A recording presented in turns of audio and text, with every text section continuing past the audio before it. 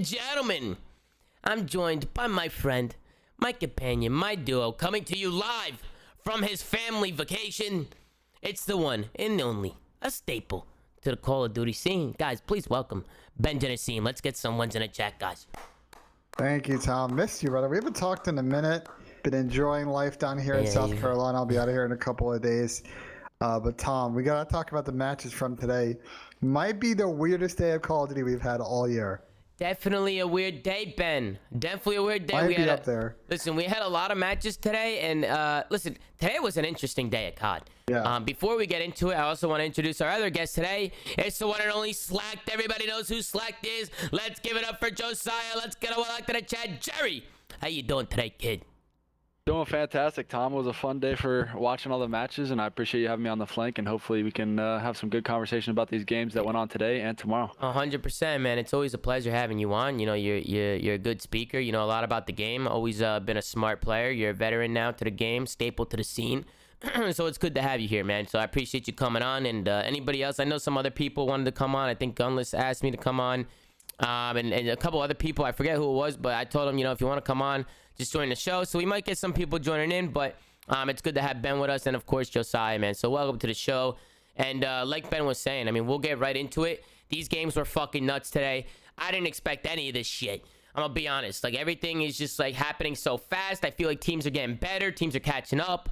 A couple upsets today. I mean, we're gonna get right into it, Ben. Let's start things off with this first series. We have Seattle Surge going up against the Paris Legion. Now listen, these are two of the bottom barrel teams. We're gonna start off with this series, but we won't take too much time on this because I think for these two teams, they're both just going through the fucking motions. You know what I'm saying? Or at least that's what it feels like. But what do you think, Ben, while I fix your cam? Yeah, I mean, I think I agree, and we'll kind of pick it up a little bit halfway through the map. But for Paris, they ultimately are going to bow out here of the tournament, and that'll be the end of their season as well. And for Seattle, I think, you know, this is a nice victory. It's a good momentum builder. But they're in the same boat as Paris. They lose once, they're going to be hitting up Cabo, golf course, whatever. No, Cabo. I did like what I saw from Seattle in both these hard points, though, and both on this raid and in APOC. Yeah, Seattle, you know, they're weird to me. They look like a better team when they do come to land. I'm not gonna lie. They look like they're a little bit more comfortable. But they're also playing a team, you know, Paris, and not really the best. You heard Octane say it after the game's over in the interview. He's like, hopefully, you know, tomorrow we could come out and not even try again and just fucking keep smoking. That's basically what he said. Or he said something like that. I gotta listen to his interview again, but he said something about not trying, and I was like, huh? And clearly they're just going through the motions. They want to just go out, have a good time, and obviously a lot of these bottom of the barrel teams aren't going to champs. So this is the last time they're going to be playing. So I feel like a lot of these teams are just trying to end strong, you know, have some fun, and just go through, you know, the swing of things. In Seattle, they came out today and they punished Paris. They punished them, especially in the hard points. I mean, this first map's not even close. It's 200-40. Out rotating them. Their setups are perfect. Seemed like Paris just constantly kept pushing one by one. They're not doing anything together. Again, when you watch bottom of the barrel teams, they make just a lot of mistakes, and they're so blatant. You just see so many of them. And I think we can both agree. No? Yeah, I don't think Paris had much to offer on this map. Just gonna blow it out unless Jerry, you have anything that you want to bring up. Yeah, I mean, we kind of already talked about it when we were watching it earlier, but it's just, I mean, there was really nothing right, I guess, that Paris did the whole map. Seattle started off really strong. I think they had like over 100-point plus lead. Yeah. Then it was just like battle of the mistakes at some point. Like, you know, Paris would be set up for a hill where they should get a lot of time, and they would just get first broken on it, and it was just constantly a battle of that the whole time. And then, like I said, they dug themselves too deep, but going down 100 plus, and they couldn't obviously get anything going the whole map. No, 100%. I definitely agree with you. And then just going into the raid S&D, right? We're going into a map number 2.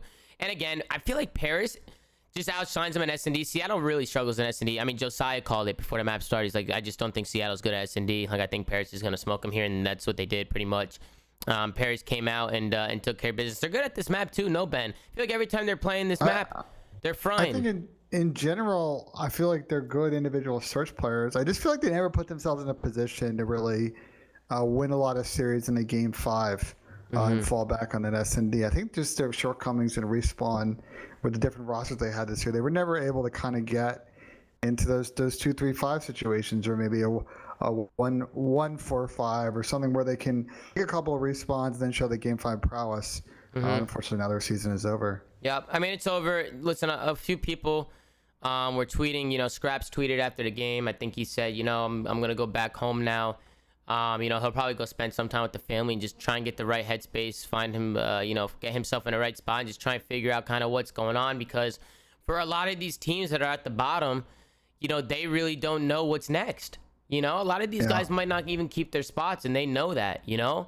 So a lot of them are just kind of like, you know, stressing out a little bit. Like, guys, a lot of these guys are really, really stressed, man. Like, a lot of these pro players, you know, they sacrifice a lot of time. They put a lot of work into this game, and if it didn't work out for them, and they didn't show out during the league, you know, they can arguably get replaced or have to find another team or I don't know. So, you know, the off-season period can be very stressful from time to time. And having Josiah in here now or Slacked, I'm sure he can talk to you guys a little bit about that. I mean, it's stressful, no, Jerry, going in the off season and trying to figure out what team you're going to play for, what to do, like what's going on. You know how sketchy it is too, no? Like, it's just very back and forth.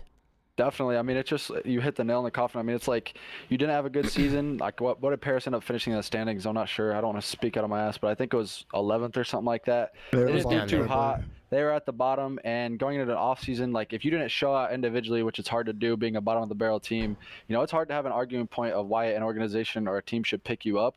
And it's like, you know, this affects, like you said, you put all this time and energy and everything into it, and it affects your negotiations and your conversations with organizations. And for basically every COD player that's in the league, this is our livelihood and what we do every single day. So it can be a stressful time and definitely a hard off season. It's not an enjoyable time for people who got to spend time thinking about what their next step is as a player. Definitely not. And that's why, you know, I got a lot of respect for these guys, because even a team like Paris, like, I felt like they never really gave up this year. Like, you had like a little bit of drama here and there with players like going through it, arguments and stuff like that. That's usually what comes when a team's at the bottom.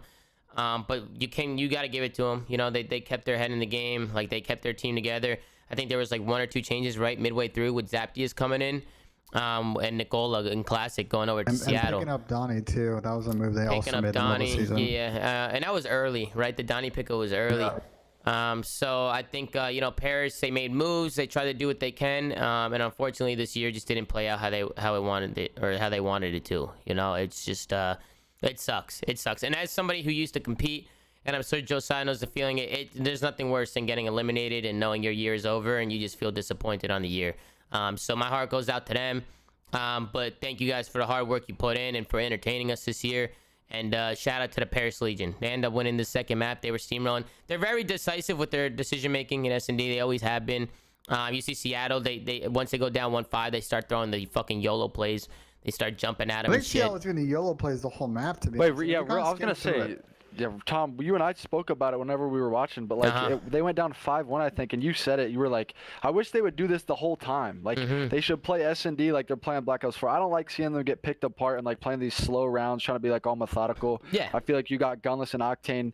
Send Octane and Pristini out there, you know, have one of them chow over a lane and hit it and see what can happen. Because I think they have, I mean, they've shown on land, maybe they've beat some of the lesser teams, but I would like to see them play these S&D rounds a lot more confident and kind of just like more decisive. They don't really care. Exactly. Like they haven't done good in search with this roster. Why not try stuff and just like almost not care in a way? I feel like that sometimes can work out for teams. Like take more risks, take more, you know, gambling plays and see if they work out. I would like to see them do that the rest of this tournament, especially like you said, since they're not going to be going to champs or anything like that. See how far of a run they can make and maybe strengthen up on one of their weaker modes. Yeah, and it's like it's also just about them. I wouldn't say not giving a fuck. I think for the main part is just doing shit together. Like you can do whatever you want, but as long as you're doing it together and you're working as a team, you're working trades. I mean, there's nothing bad about getting aggressive and getting some map control on the map. I mean, in S&D, if you don't make any plays, if you don't take any risk, like Josiah was just saying, you're just gonna pin yourselves into a corner. You're gonna make the game harder for yourself. So I think the main thing is for Seattle is basically what Josiah just said. You know, just try and make more plays, try and take more risk, be more decisive, and try and use your confidence a little bit. You know, get that confidence up. Like, don't be afraid to chow. Don't be afraid to make plays. I think if they can get their S&D down, you know, they have a good roster. They proved themselves on land last time that they were a lot better. Now they look a lot better here. I mean, Seattle might be one of those teams that's maybe a dark horse, Josiah, going into the weekend. Maybe can make a little bit of a run. Who knows? Who fucking knows? I don't really like their draw, to be honest, on the teams that they're going to play for the later part of losers round. So I think it may be a similar situation. I They're gonna have a very interesting match after this, and we'll get to it during the predictions. But after that, it's only gonna get tougher from there. That being said, I gotta give Seattle credit, man. They got a lot better control as the season went on. They were actually just comedy in map 3, and I feel like at the last 2 majors and stages, they've really improved in this game mode. It's a little bit too late, and to go back to your earlier point, I agree. Like, I think they should just come into it with nothing to lose. I mean, your season's over after this weekend. Play loose, play fun, play carefree, and just sort of let the chemistry blossom from there, and maybe they can go and make a deep run here. And then they closed out this control. I like the way that they were able to win an offense here to close it out. We know how Garrison control is super defensive heavy. And not to take shots at the bottom teams, but I feel like the teams that are kind of at the bottom struggle on offense. Like, they struggle to like get kills and stack points and stuff. Like, move at that pace. Like, your decision making needs to be super quick. But Seattle do a great job finding some kills and getting themselves onto this point, and not sending this into an overtime. So it's cool to see these guys close it out and send this to another hard point, and where they pretty much just take care of business. I think Paris really struggled in the respawns, and it showed. It just seems like they were chalked, especially going into this 4th map. Seattle came out strong, and it pretty much wasn't even close. Good place. Or was it close? Am I confusing series here? I think it might have been. I think it was. I think Paris started out strong, and then it was going back and forth in the beginning, and then Seattle just kicked up. I think Seattle kicked up and just went on a fucking tear. It was right here. Basically, Seattle does a really good job of flipping on the tail end of this turtle hill. No pun intended. We can kind of listen if you want, Tom, but from there they kind of dominate this P5, and they do a really good job. We can listen to 10-15 seconds, and then I'll lower it. But let's see how Seattle Surge sounds. Monday right now? I got a block. Yo, he's on me ult. Oh my fucking god. I know. No. Too old. One's on too old, guys. Hit him on ult. Hit him on ult. Trying to stay alive in the back here. I'm watching your L. It is there. 10 seconds here, guys. Yeah, I'm on God Hoodie. I'm gonna help back. They're gonna hit me out of right Nothing now. Nothing front at all. Trying to look at your L. Yo, alright, you leave top TV. Play close with you. Let's run as well. Run top TV. Zap on old weak. Hey, your L, Sam. Team jump front. Two front. Both weak. One's gonna go top. One's gonna go top. I think he's top. One's gonna go top. I spawned out. There you go, boys. Good shot. There's one out. There's one at deep. Pierce, you can play for kills. I am. There's one close. I'm hard blocking, boys. I'm hard blocking. We're pushing out far. I see him close for temple really big again. Okay. Hard watch middle Yui. I'm middle Yui blind. I don't see anything low. They weren't really low at all, boys. I don't see up here. Top TV. Donnie slid off going purple. Going purple, Donnie. I flashed him low. I naded that. Hey, wake up. Yeah, I naded. I have your help. I destroyed Trophy. I have team shots. Okay. Another one here. Got me. I got wall bang, Nick. Scraps one shot. That's just two. There's two. Nice. One more. One's mid. Nice. Last guy's mid. Left of me here, Sam. Yeah. Okay. Looking over you, Nick. Coop Yui. Half. Top TV. Good job, one. Top TV, then. Two. We're out, boys. I mean, hey, I'm gonna lower it now. They sound good. You know, they sound good. They sound calm, cool, collected. I mean, this is a team of veterans, right? I mean, Seattle should have no problems in the communication department. But I know, Josiah, you played a lot with these guys, like Nick, like Classic, Gunless. You play with Octane too, like pretty much the whole. Have you played with the whole team? Yeah, I played with every single one of them except for Burstini. Yeah, except for Burstini. So you know how it is. You know, like these guys can calm, like these guys can do their fucking thing.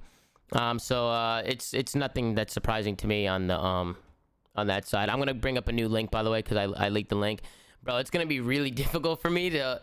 I have to click a button because I have a dual PC. I'm gonna have to click a button to go back to my other monitor, change scenes, go back, fucking click the button again to go back to the other monitor. It's a fucking whole mess, bro. But this fucking it's shit. all good. We'll transition. So this second series was pretty interesting. Just kind of set the table. It's New York versus LAG. Would have thought that this matchup would be pretty one-sided a couple of weeks ago, but for those that haven't been around for a minute, New York's kind of been going through a few things. Yeah. They're playing with DiamondCon now as Clay stepped aside, and they've had some good moments. They've had some low moments. But I thought personally going into this series it might be kind of smooth sailing for New York, but they ended up making this a little bit interesting, Tom. No, I mean let's kick it off, right? New York Subliners going up against the Los Angeles Gorillas. First of all, New York, they come out, they get the fucking thumbs up. They're vibing. They're feeling good. What are your ratings 0 out of 10 on this walkout? I think we could do better. I think we look sloppy. I think the spacing between people is a little off. Spacing was kind of ass. The spacing was ass. Asim looks like he's off the papaya. You know, Asim fully committed to the gimmick though. He fully committed to it. But one, the black and yellow is fire. by the way. Like the black and yellow, like the jerseys and shit, like everything looks good. It's a good fit. Except for the tape. I mean, we have a sponsor up there that we got to tape up. It is what it is. Yeah, it is what it is. But for the most part, I mean, everything looks good. Listen, we're a vibey squad, man. Look at them vibing out. Listen, I was not vibing during this motherfucking series. I was losing my shit. LAG, not the best team in the league, guys. A lot of people have been saying that they're dirt shit. They've been chilling at the bottom of the league. My biggest worry coming into it, you know, we're back to LAN, and you know, we like to complain about LAG or say negative things about them, but at the end of the day, they are amazing Call of Duty players. You know, there's a reason they're in the pro league. It's not like they can't come on a weekend and play some great COD, and especially with players like Apathy, who went the fuck off today. Definitely got to shout out Apathy, because he went donk mode. I was telling Josiah before the match, only way we lose this is if App goes donk mode.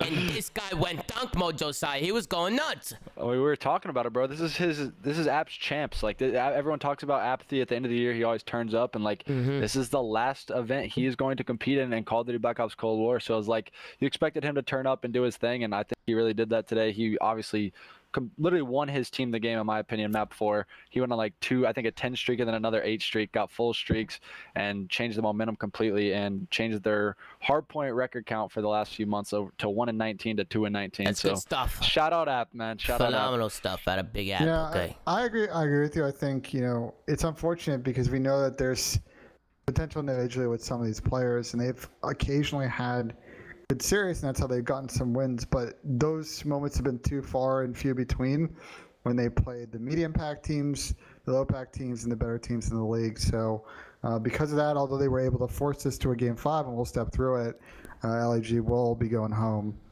finishing top 12 at this event. Yeah, and I mean, LAG is one of those teams too. You know, their season is over.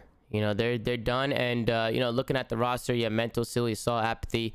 Like I said, you know, I don't want to say anything negative in terms of like them as players, because I think they're in the pro league for a reason. I think, you know, if you put these guys up against the average COD player, they're gonna put them to fucking bed. You know, they're going up against the best of the best in the world. I know here on the show I had choice words to say about them. You know, I'll say they're shit or they're garbage and this and that. I mean, I usually just say it like how it is. But at the same time, you know, sometimes I could be a little mean. You know, half the time I'm fucking around. You know, I'm trolling. I'm just very out there. But you know, these guys are good players, and a lot of these guys have had really good careers, and I just wish them the best moving forward. You know, I think now that the league is over for them, we just got to respect them for you know, giving it everything that they got. I know it was a stressful year for these guys. They got nothing but respect from me. You know, they've been coming out and trying to do the best they can regardless of what's going on. They made all their decisions in camp, right? In their camp, a lot of people didn't agree with some of the decisions they were making, especially when they got rid of Reese Vivid, and I still don't agree. So you and me, and I think, look, I don't know what they were doing with that. I don't. I think they're at an interesting crossroads as a team right now. I think they may be in a position to want to keep App just because SMG players can be difficult to find on the free agent market, and there's going to be a lot of suitors out there. But I think questions are about every other spot in the team. The one thing they have, as we've talked about time and time again on the show, they've got sunny LA. They've got a nice new stadium. Hopefully with you know, the pandemic getting a little bit better or going away in the next year, you know, playing at LA is not so bad if a lot of the activity is not on online. So they have a lot of pieces to help recruit people. So I'm very interested to see what this team does here in the offseason. Yeah, me too. I think there's a lot of different ways they can approach it, right? Are they going to recycle some old veteran players again, try and bring in some people, try and build like a squad like that again? Or are they going to go and try and grab some more young talent, try and build from the challengers maybe? There's definitely players and challengers that are looking really good. Are they going to keep somebody from this original roster? Are they just going to wipe everybody clean? I think if you're going to keep anybody, it'll be App. You know, it'll be Apathy. But at the end of the day, I mean, I have no idea what the fuck they're doing. I have no idea. I will toss this out there. I will not be surprised if, you know, they're kind of learning from this year is just their lack of really quality technical execution. I know the slang wasn't there, but they made a lot of mistakes, and I think that's why they were struggled in hardpoint. I think bringing in someone like Accuracy may be a move that they're going to entertain. Just have the veteran leadership, and then from there on, they'll kind of fill out the second AR or flex and sub roles. Accuracy. Yeah. You think they're bringing in Lamar? User was moved to your channel. I think Lamar seems like a good organizational fit for them. And why is that? Because he's from the area? You like, why? I think the from the area thing probably helps. I think that they're gonna try and have a little bit more oomph in terms of their overall team chemistry. And with Lamar, those teams are always going to be organized and play the right way. Yes, some of the teams he's had recently haven't had the best of slaying, and they're going to need to make sure that if they're going to feature him on the team, they're going to need a little bit more, pack a little bit more punch at that second AR and at that sub level. But I think he's a good foundational piece that they may entertain. I mean, I think at the end of the day, they're going to have to go look at the table and see all the ARs on the market and go from there. I mean, Lamar's a good player. He brings a lot of intangibles to a team. I'm also looking at Zinni. I think Methods can be a good shout. I think Zin's a good shout for this team. There's not many ARs in challenges right now. There's Tom Gravity. There's Dave Patty, I'm hearing. And who else? That's really it. I mean, who else is in there that really catches your eye? I mean, I'm looking at Zinni, man. I'm looking at Lamar. Mainly Zinni for me, or maybe even Tom Gravity. I know you were talking about Tom Gravity a little bit too, Ben. There's a lot of there's a few ARs, but there's not many.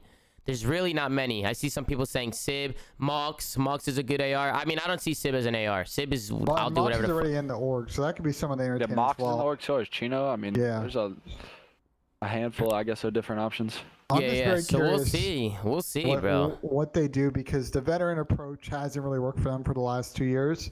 So are they gonna try and mix it up, or are they gonna try and commit to more of a rebuild? It's tough, man. I think if they had Vivid on the roster, I think they'd be in a better spot. But there's also some free agent ARs that are going to become available because their 1+1 is up. I mean, you got Octane, that's his second year with Seattle. I'm not sure what his situations look like. He's going to be on the market available. Right. I'm not sure if Slasher's contract is up. I know this is his second year with the organization. I mean, you got a few different big name ARs that are going to be, coming available in this free agent period, and may search offers. They may not re-sign with an organization right away, and I don't know, stuff can get spicy. But you also got to think. Go ahead, Tom. No, I was just gonna say, you also got to think, Josiah, right? Like, a lot of these players like Octane or like Slasher, their contracts are opening up, and say they do get offers somewhere else, then that leaves a spot open where they just were, for an AR. Definitely. So it's like there's not, if you actually list off like all the ARs, all the top ARs, there's not many. And that's why I'm looking at a lot of some of these ARs that are on the sidelines, like Zinni, like Lamar, right? Like fucking Here's the Tom. issue, Tom. I think their problem is not going to be finding an AR. I think their problem is to be finding the other positions on the roster. Right. You have to build a roster that's going to work together. No, Ben. There's not a lot of, think about the free agents. There's not a lot of really good aggressive subtypes. There's not a lot of really good second ARs. And we don't know what the next game's going to be like. Is it going to be a 2-2 split like this game has been or has been, or is it going to be a 3-sub 1 AR game and you're going to need a true flex? So those type of players, there aren't that many out there on the market. So I think LAG is going to be a very interesting player. What will be a very crowded free agent market with a lot of teams looking to upgrade. Listen, I know people want to say, main AR, flex, 2-subs, whatever. I understand the roles and shit like that. Everybody's got to be able to do everything. At this point, if you want to compete at the top, your AR needs to be able to also pick up a sub and fry with that shit and be able to make fucking plays on the map. I don't really care about, like these like super slow, like hold your positions type ARs. Like, no, bro. Everybody's got to be able to do everything. Everybody's got to be able to hit routes. You got to be able to use every single gun. The issue is not your AR players being able to do that. It's having a player like we're watching in this match, for example, a player like ASAP. Guy who's going to hit routes as a sub player, but is also going to be a frontline player and can slay with the best. Like those players there aren't going to be that many players out there on the free agent market. And I will take that a step further. The players that are there, I don't think LAG will end up being their first choice. So they will have to wait and see how the other dominoes fall. Yeah, I see what you're saying, Ben. You got to make sure you have the right pieces around it. Everybody fits into a different role. But I'm saying at the end of the day, I mean, everybody's got to be able to do everything. Of course, Asim's like the main sub, right? And then you have fucking Diamond Con, who's the AR. But, you also got to have players who can make plays. Like, you don't want people just like you don't want a sub player that just runs around like a meathead. You know what I'm saying? Like, you want a sub player that knows what he's doing, that methodically knows how to make plays, can pick up an AR at times, can pull out an AR and S&D. Like, everybody should be able to do everything. That's what makes like a lot of these top teams at the top just so good, is because they're so versatile. They can change up so much. They can adapt with ease. It's really hard to play against teams like that. They're stacked with talent from head to toe. So I definitely think some teams that are rebuilding should really think about that. Focus on like the playmaking ability, focus on the talent and the chemistry. You want to make sure that the 4 guys you do pick up are gonna get along and get the fucking job done. But let's talk about the map a little bit. We go into a Moscow S&D. New York come out and they win the first hardpoint on Garrison Hardpoint. Gary Hardpoint, I was super confident with the boys winning that one. That's a map that they're really good at. Obviously, these guys on New York have that playmaking ability, right? It's been their best hardpoint map since they picked up Hydra. Yep, best hardpoint map. But the S&D was a fucking mess, bro. An absolute mess. And Ben and Josiah, I want to get your thoughts, but for me, it just seemed like LAG was just kind of outplaying us a little bit. It was going back and forth. Hydra with a big 1v3, by the way, so I definitely want to put this on the screen and tune in. But curious to get your guys' opinions. Yeah, I mean, we talked about it whenever we were watching it. I don't know. New York, to me, played this map super weird. I'm not sure what the strat call was or what the thought process was behind some of their defensive rounds, but they gave up A plant like majority of the rounds, and it was just super weird to me. I feel like you don't normally see that. Even if you think a team is B heavy, you usually see someone stick around the A site. But I don't know. There was a few clutches back and forth. I know Silly had like a 1v2 clutch at B. Hydra, you just pointed out, had that 1v3, and I don't know, it was just a back and forth round. I think some of the strat calls were a little bit indecisive in my opinion and kind of strange. Some of the weirder Moscow S&Ds I've ever watched, but I don't know, I think New York will go back and watch it and they'll definitely fix some things and they should be fine the next time around. I think from my POV, I felt like on the flip side of that, because I agree with everything you said about defense, I think on offense New York was trying to like do too much crazy shit. They tried to open up this map with the Toronto B to A strat. It didn't work, and then they didn't use it again. When that option presented itself later in the match, I felt like their B offensive hits, they didn't really have the coordination on getting that like next kill. They had a really good job of getting those bloods, but they didn't play their 4v3 situations very well. So I think they'll want to go back to the drawing board after this and see how they can improve on Moscow S&D. I mean, their S&D is definitely the thing that worries me the most. I feel like they've just gone through so many different, with ASIM coming out, Decimate's in, the Clay thing. I feel like getting into a rhythm is like difficult for them right now. So I hope that they're really working on their S&D. You got to go back. Obviously, I feel like the biggest thing for me is just watching VOD, going back, seeing how other teams play maps. You got a lot of film now. You even got film on Toronto, the way Toronto kind of played some of their shit today. Go back and watch Toronto. Go back and watch some of FaZe or some of these top S&D teams and go see how they like to play around the map. Go see what they do and honestly copy that shit. Take it. Whatever the fuck they do and it works, that's the whole point. Go back, see what works for people, give things a try, and then put your own little twist on things, and do what's comfortable for you. It's going to be the work ethic for these guys. They scrapped up a win today against LAG, who's at the bottom of the league. So they have, I think it was a good win for them, but at the same time, it was scrappy, man, and it wasn't like, it wasn't a comfortable win. It wasn't a win where they're coming out and they're feeling comfortable. So for me, the S&D is important. Go back, make sure you're finding all these little things, and if they can get this game mode on point, I think in the respawns they'll be fine. They'll be okay, because they have talent. But the S&Ds, man, and we know how important this is, and we say it all the time. S&D wins championships, man. When you're getting to that map 2 swing round or swing mode, when you're getting to that game 5, like it's coming down to search. You need to be able to ice up in that shit. So I want to make sure that we're getting our setups on point, our retakes are on point, our strat calling is on point, because you see it based off the clutches today. The playmaking ability and the ability to clutch is not a fucking issue here. So they're gonna have to focus on all those little things, and I think that'll separate them. I still think watching them play, it's clear that there's sometimes some communication gaps with the players. Oh yeah. We'll talk about a little bit of map 4, just some of the mistakes. Like I feel like it's gonna take them a minute to clean those up. If they can, they get kind of back to the level they're at. I just feel like, especially at this major, it's continue to be a bumpy ride. I think they're going to just keep grinding out these series. Well, one of the players speaks French. Welcome to the show, Zinni. Everybody, Hello, welcome Anthony Zinni, a.k.a. Methods, here live on the flank. Methods. Zinni! What's going on, kid? What's going on? I'm fucking filled to the brim, man. Let me tell you. Yeah, you're filled to the brim with what? Dude, chicken parm, tiramisu. Oh shit! I really want tiramisu now. Calamari, rigatoni, I'm gonna get Tony Forget Rose. about it. I'm not Forget talking Rick about it. Ross. Maroon. And I mean, yeah, just to touch on your point about communication, one of the players does in fact speak French. So, you know, you lose Clay, who's a big. We're talking about New York, right? I'm not late to the party. Yeah, we're talking about New York. You lose the overall voice of the team. Asim's got to step up. Once again, I'll say it for the third time. One of the players actually speaks French. So one player speaks French. Diamond Khan is definitely a lot more quiet and soft-spoken in terms of what Clayster brings to the table. And then I've already heard that Mac isn't the most vocal. So overall, you have a pretty quiet team. It's one of those teams where I feel like they need to be playing well for them to have that energy and that hype. And I feel like when they aren't playing well, they're going to suffer. It could fall if that apart. makes sense. I mean, hey, Asim's got to be that guy now. I mean, before we I say that, I just want to give credit to LAG this map because I think LAG did actually play this pretty well. I mean, they used their numbers. They played tight with each other. Then they did a good job other than in the beginning when Apathy was close to streaks and they let him die on bomb. That pissed me off because they let the fucking donk die.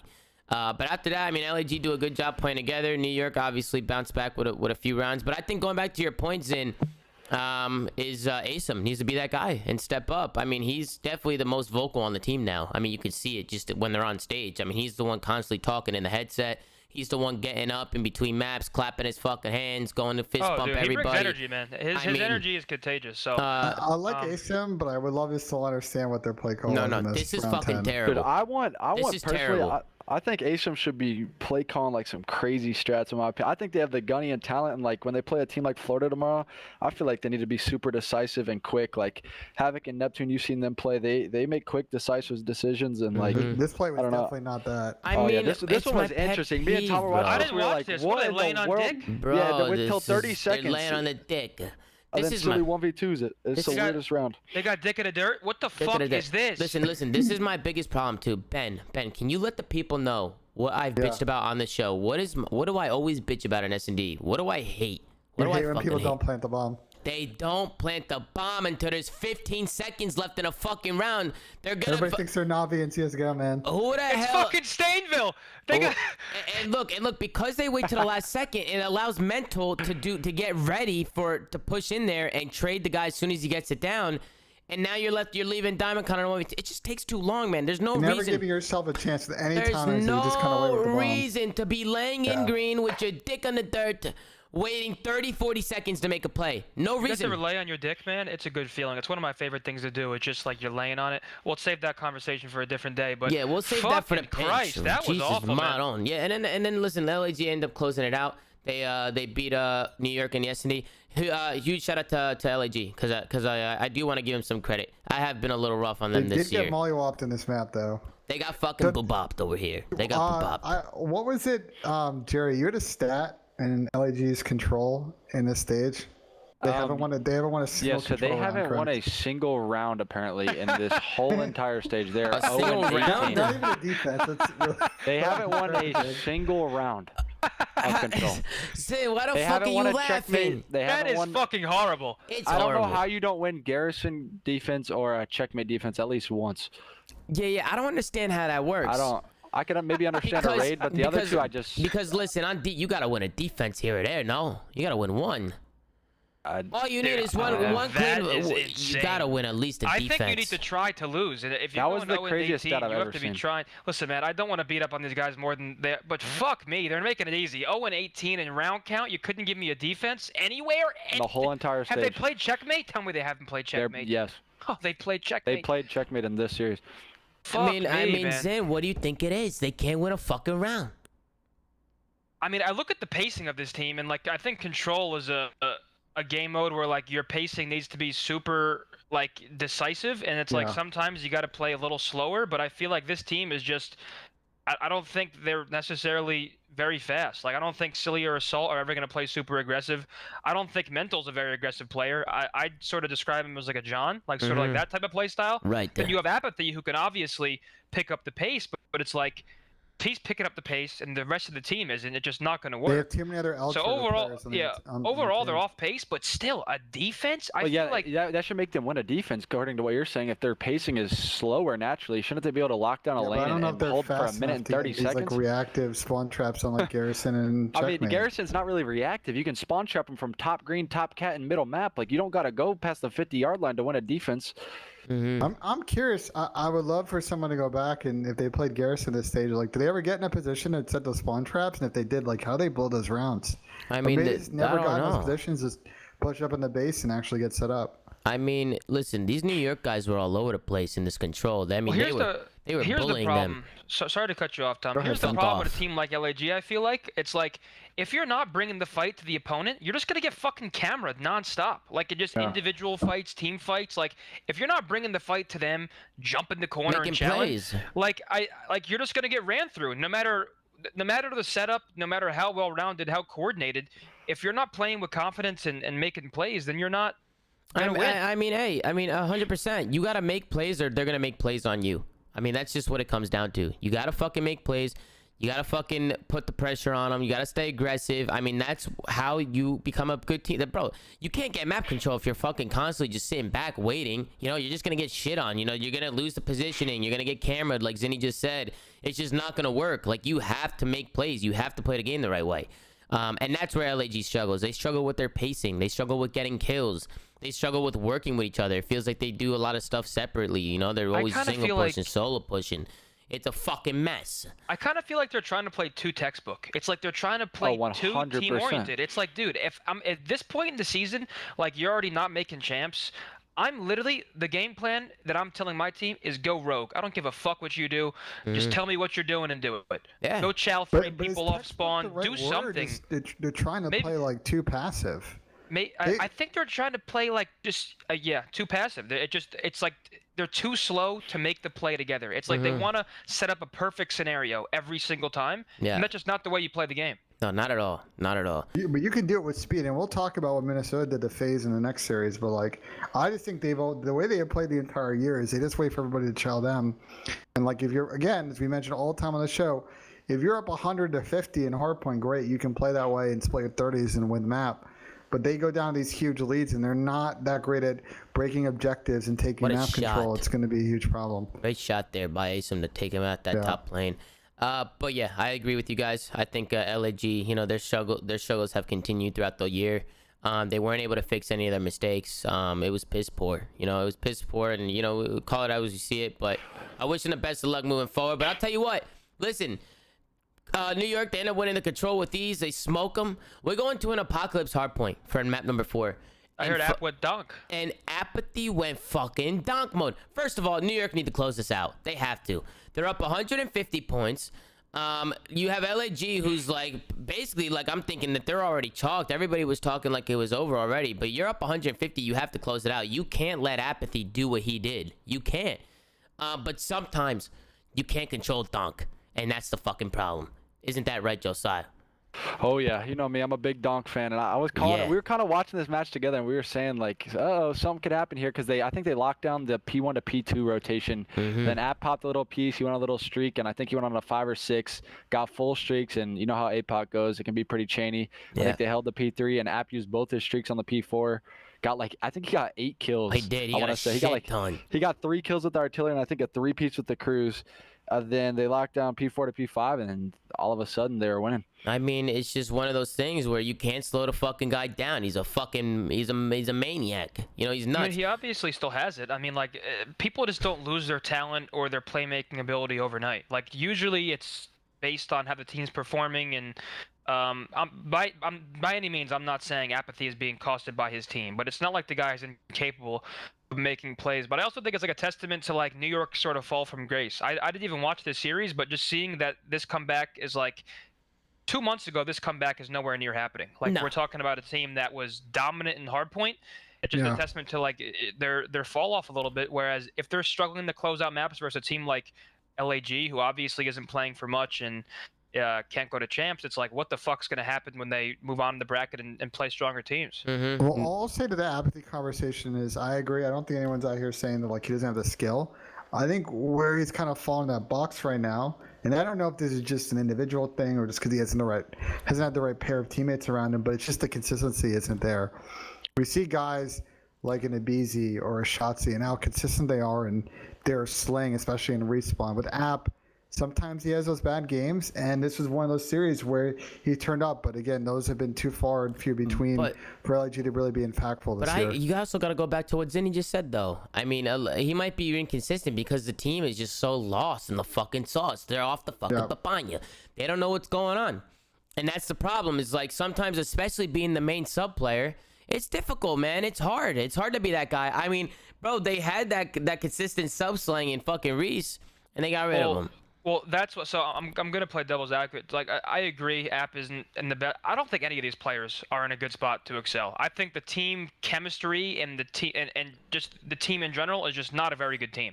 Yeah. So I don't think any individual player had a rough year, man. Look at the stat we just popped out. But I will say, I would say right now, like Apathy's playing at a different pace, or at least it kind of looks like it, than a player like Mental. He still wasn't playing great with Vivid. So like, and that's a player who's really quick. So App definitely does have some individual consistency problems at times. Right. But like, bro, you don't know what type of factors go into that, right? Like, I don't know how practice is for these guys. I'm not sure how he's being told to play the game.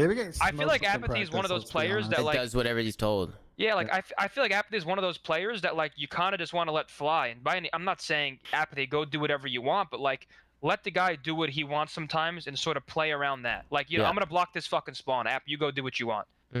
But as to circle back on the conversation we had 5 minutes ago, they just never been able to get in a spot in these respawns where we have map control, one person go rogue. They just are never able to get in that spot. They're constantly chasing the game, having to set up, break, or map control positioning set plays, and therefore you really can't go rogue because you got to make sure your timings and you're pushing the right lane in those situations. Well, to talk about the map a little bit, I mean, as you guys saw on the screen, but those of you listening in, I mean, New York was up 150 points. Apathy's able to get himself on like a 10 streak or some shit. I don't know what he ended up hitting. But he gets on a little bit of a streak. They build up some time on a couple hills. They chain a couple hills together. Now you have Apathy, who has streaks. They're able to break the next couple hills with their streaks. And at that point, LAG, they crawl all the way back, and there's a lead change here. It's now 230 to 200 in favor of LAG. And it goes to another rotation of hard points. We sit in P1 here. And I think this is where LAG was able to clutch up. I thought New York probably could have had this as well. They get the P1 control. They rotate early. They have a great setup. But LAG do a great job. They hit out a lane together.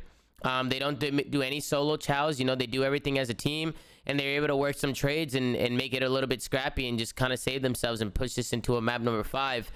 So good plays out of LAG to come out. But it was all Apathy, man. You just got to give credit to Apathy because he was the one who kickstarted this comeback.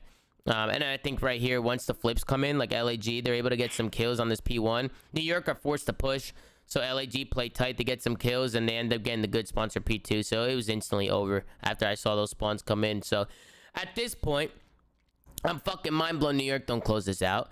I'm mind blown we're going into a map number 5, especially with a team like LAG. It just shows that the New York struggles are still continuing. You know, they're still there a little bit. But luckily for them, Ben, we go into a map number 5, and New York take care of fucking business. I want to talk about the situation first because I'm curious what your guys' thoughts are. Okay. So we got two questions. When we watched the initial situation, LAG was pushing through P5. They kind of get all the alley control. All the New York players are going to die here except for Hydra. Do you guys like him hopping off this clip to try and go help low? Do you think he should have kept holding the cross to try and put more pressure here? I think ultimately him hopping off, they get some like weird timing. In a situation, someone actually gets around and flips them back. Wait, no, he can't give up right here at all. Wait, so you're saying someone comes right and... No one comes right, but he just gives up clip, and then he expects Mac off the spawn. I think is going to pick it up. Okay. I mean, I don't think it's a bad play because LAG can win here. So I mean, I feel like that's his only play. Hydra's just trying to get into the mix. Yeah, so, I think the only thing they ended up doing was not really watching the cross.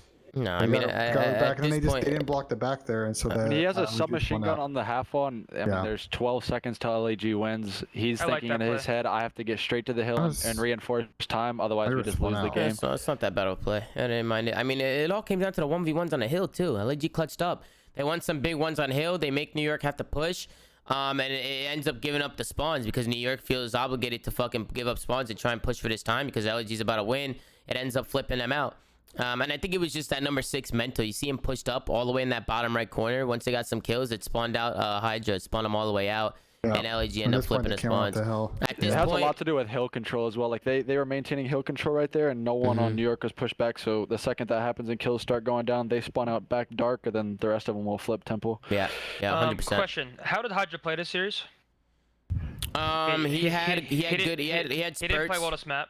He had spurts. In the beginning, how did he do in the beginning of the series, Ben? In the first hard point? He played decent, but I think as we'll watch, there's a couple of situations in this map where I think his game was a little bit shaky. Bro, even the 1v3 in S&D, I mean, he's a playmaker. I mean, definitely the stats might hinder a little bit.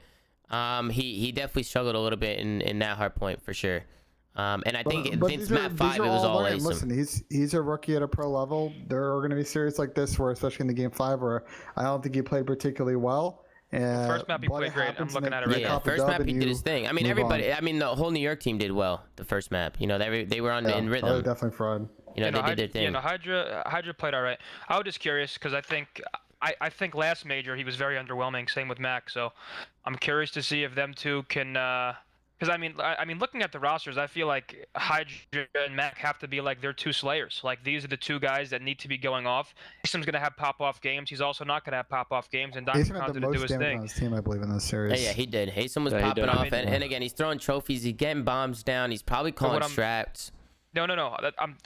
I agree. Saying in terms of raw kills. Oh no, I wasn't disagreeing with you. No. What I'm saying is like just the play style he plays. He's gonna have series where he's the most damage. He's probably gonna have series where he's the least. It's not gonna be a consistent way of play for him to always shine. So I feel like Mac and Hydra are like the two people I'm sort of looking at for New York this event. Yeah, I mean, he's got to kind of backfill with the role he plays. Yeah, the sub players are always the key. I agree with Zin. I just think if they can kick up. It'll just make it easier for their ARs as well to just kind of post up and get into rhythm a little bit. I mean, it's going to come down to the whole team, but I definitely think like a lot of people look at the sub players, right, to step up and be those playmakers. So I'm definitely looking at Asom and Hydra as well. And I'm happy that Asom was able to show out. This got a little mixy though. LAG, if I remember correctly, took a 4-2 lead in this map number 5. Did they not? Because I remember shitting my pants. Did they? I didn't watch any of this. I'm pretty sure. I'm pretty sure they got to a big lead. There was a little mishap from Paco. So this round, Mental was able to find 2. They end up winning the defense round. Then LG goes back onto offense, and they win a round. I think it was Paco who ends up in a 1v1, I think, and he just missed some shots. I don't know what happened. He missed some shots. He ended up falling. He kind of got smoked a little bit, but good composure out of New York to bring this one back. But this was around here, I'm pretty sure, where I think LAG was able to work a plant onto that B site, and it came down to a 1v1 situation with Hydra and Silly, I believe it was. So just good plays out of Silly to win the 1v1. But if you're LAG, you probably got to close this out, no? You're up 4-2. It's a map number 5. Especially after Silly clutches this, I felt like they were in the driver's seat. App dies here, and then Silly makes a great play, just kind of like instantly chow this. Mac's probably just not expecting this wide shell, though Mac does pre-fire a little bit. And then some good 1v1 plays out of Silly here. Hydra's basically got to kind of try and play a 50-50, and Silly's going to be able to suss it out. Yep, it's a good play. Hydra, he ends up finding him, right? He plays the bomb a little bit. I mean, Hydra right now is trying to bait him out. It's a good play if you're in a 1v1 situation to play around the bomb because you're forcing the guy to check. Right here, Hydra just needs to pick up the kill. He just missed shots. He got him, he tagged him up. Jumped the corner. You see LAG Look at his all face smiles. after. Jesus Christ, he projectile diarrhea'd. What happened? Who? Hydra? Paco? Yeah, and he looked like, he was like, holy shit. Yeah. What happens? He got smoked. But Asom makes the fucking play the next round. Asom slides onto the A site. Again, first one in, able to pop up a 2. Almost gets to 30, gets some help from his teammate. And a great bounce back out of New York to win the offense. I think here it sets him up to tie it up at 4.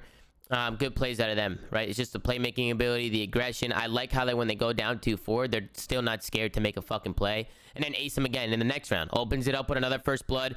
Fucking 2 pieces him up. That's my son. Getting it done. Good plays out of him.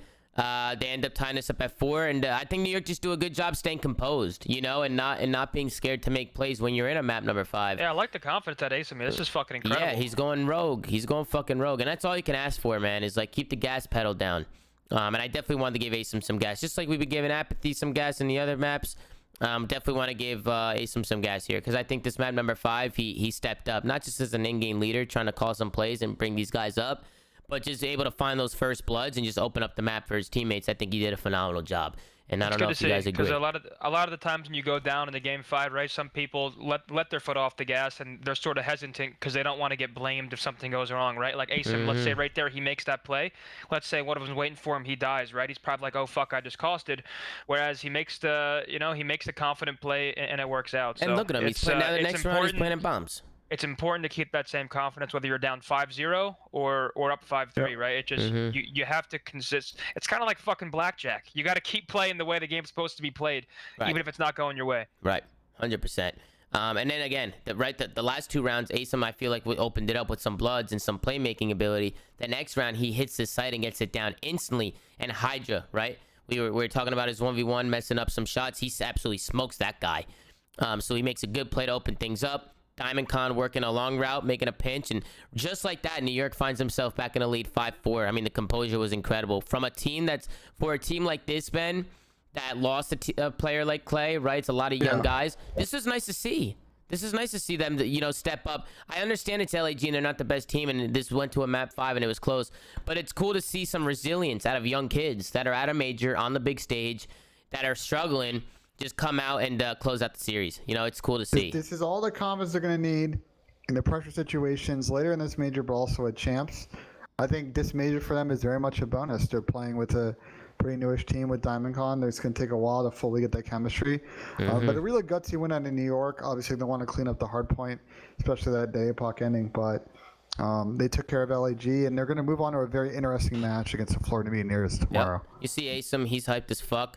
We'll talk about that after we talk about the rest of the matches. We'll give our predictions for tomorrow, but tomorrow we got some banger series as well. There's nothing better than a fucking Call of Duty major. I'll tell you that. But then we get into the next one. Can I say something real quick before we go on about LAG? Listen, man. I feel bad for the guys. So I'm just going to say, like, it's important to remember that these guys are human. Like, this is their livelihood. They're way more upset than any of us are watching them. Like, they're the players that put the time in. They did not perform well. Trust me, they fucking know that. That being said, I don't think any single one of those players is, like, incapable of being a solid player. It's just sometimes teams don't work out. And I feel for him. So just keep that in mind before you go fucking make people feel worse than they already do. Yeah, 100%. I mean, that's what I was saying. We've had choice words about LAG throughout the year, critiquing their gameplay and stuff. But for the main part, I got respect for them, just keeping it pushing, keep working hard every day, practicing every day. My only thing, Tom, just to stop you there, just to add on, I agree with that, Zen. I just think the core of that team, that silly assault kind of duo trio that they've had with a couple different players, I think it's time for those players to kind of go different ways and get some spots on other teams. I just think between this year and last year, with the chemistry they had with some different players in the lineup, it just hasn't clicked. I think they all need to kind of go to different situations. I was okay with them trying it. I was okay with them trying it, right? Because they obviously had major success at the end of World War II. We're going back to 4v4. I get it, right? Bevels was their coach. He obviously had confidence in the guys. I just think maybe they could have realized a little bit earlier on that maybe this wasn't it and changed something up. But I don't. Oh no, management ruined that team. Management ruined that team. I don't mind. Yeah, trading race was definitely not. No, that's why I feel bad for the players, because as much as we want to critique them and call them dog shit, management could completely ruin the team. They have no idea what they're doing over there. I mean, let's be realistic. The decision making for the roster throughout the year was pathetic. It was so bad, and I don't know how. I don't know how it could be that bad. What did you guys think about this tweet? A lot of controversy today with the Subliners tweet. Fucking dangerous one right there. Made the LA Gorillas look like Harambe. GG's. Definitely some good spice. Timeline spice. They brought out Harambe. I think it was Gersh who's in the chat that tweeted this because Gersh is trying to tap himself in the chat. Come on, he's fucking nuts. He's fucking nuts. Come on, and then I think it was Florida who ended up responding to this. The Mutineers. I mean, we'll take a look. We'll go to the tweets and replies, but I think it was Florida who ended up quote tweeting that. Oh yeah, here it is. And they came out and said, going to 3-0 versus NYSL tomorrow for disrespecting Harambe. So I think we're going to have a battle. Florida. That's a little, you're kind of testing your luck with that tweet. It's a funny response, but if you don't end up with 3-0ing tomorrow or winning that series, tweet's going to look a little bit tricky, but we should move on to the next series. Let's move on. I think this one was a shock for sure. Yep, let's move on. Just trying not to fucking give out the link. And here we go. Here we fucking go, guys. Atlanta FaZe kicking things off against the Minnesota Rocker. everybody's got FaZe. Everybody and their mom's got fucking FaZe. Everybody thinks FaZe is the team to beat. Nobody thinks Minnesota Rocker can compete except for who? My little cousin Vinny. He's telling me at the family party Minnesota's gonna smoke FaZe at the major. Watch and learn.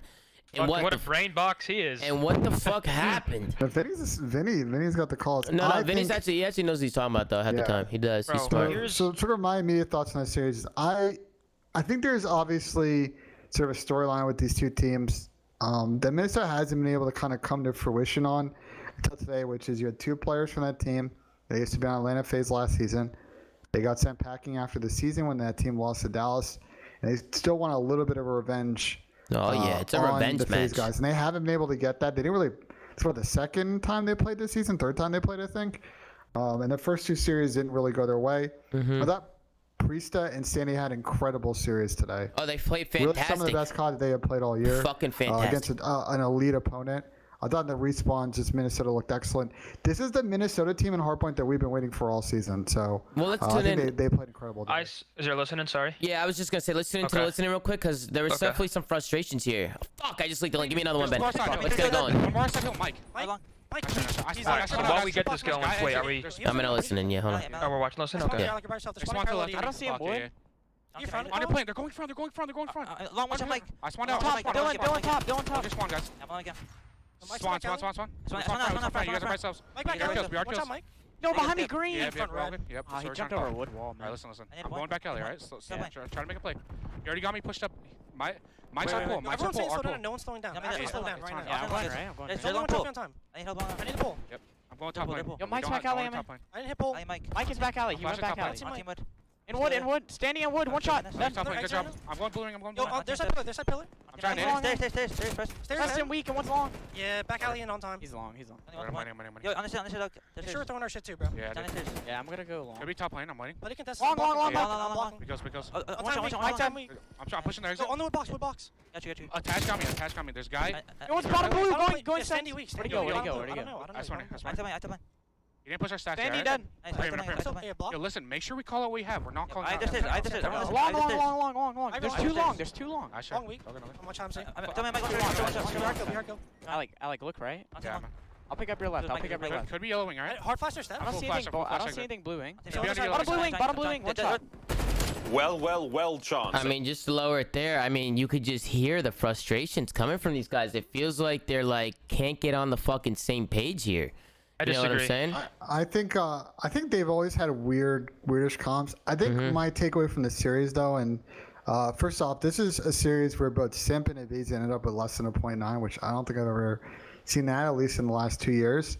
I think where they got in trouble is they're just not playing on the same speed. I think sometimes, and we've seen it a few times this year, it happened a lot last year, but I think they've gotten a lot better about it, is Abizi is playing a little bit too quick. And it's just, on top of that, you've got the ARs that aren't really kind of following through on that speed, and it's a little bit tough. And so I think especially in the hard points, they were just kind of all over the place, and Minnesota capitalized it. You saw the plays that Sandy was making, especially with the pinches, and Preston was a walking 1 or 2 piece, setting up Major Maniac, and Attach holding down that back and midline, just getting their trades. Yeah, What did you disagree with, Zin? So I don't think their comms are bad. I think that's just like textbook, like things aren't going their way. Like they're just trying to get on the same page. I don't think. I think they were just out. I didn't say their comms are bad. No. I mean, I know, but okay, sorry, you're right. I didn't see it as frustration. I saw it as like just trying to get on the same page, and that's sort of like normal when things aren't going your way. You're just trying to gather the troops and get on the same page. I mean, obviously, I don't think this team will ever have bad comms, especially not in a match. I think they were outplayed, and I would love to hear the listening from Minnesota's side if they could have done one, because I think if you get out rotated and the other team's on the same page, I don't give a fuck how good your gun skill is. I don't give a fuck how good your teamwork is. You're not going to break hills. If the other team is well-rounded, they're playing their trades, they're playing together as one. Pretty sure that's Minnesota's hashtag. They're like, you're not going to break hills, especially on a map like Checkmate. And I mean, I think I said it on the show once. I think Rocker is like one of the biggest dark horses in the entire league because they're always going to be a good search team. So as soon as they get their hard point down, they're an actual threat. Yeah. And I don't think this is a testament to like FaZe falling off. I mean, listen, if you ask me right now who the better team is, I think the clear-cut answer is FaZe, right? I think they weren't the better team this series. I think FaZe is still the better team. I think it's a testament to how good people are getting towards the end of the season. Like, it's just everybody's figuring out what to do. People are finally starting to hit stride and play together. And this is what can happen when you come out slow. I mean, obviously some individual inconsistency that we don't normally see, but like that's going to happen. And I think I said it before, but like if you want to play FaZe, you want to play them at the very first round of the tournament. I'd much rather play these guys in the first round than the semifinals, whatever it is, right? Like these guys are not people you want catching momentum.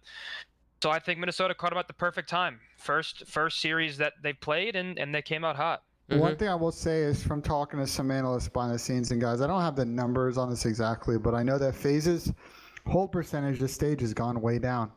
And I think teams are just getting better at the breaks.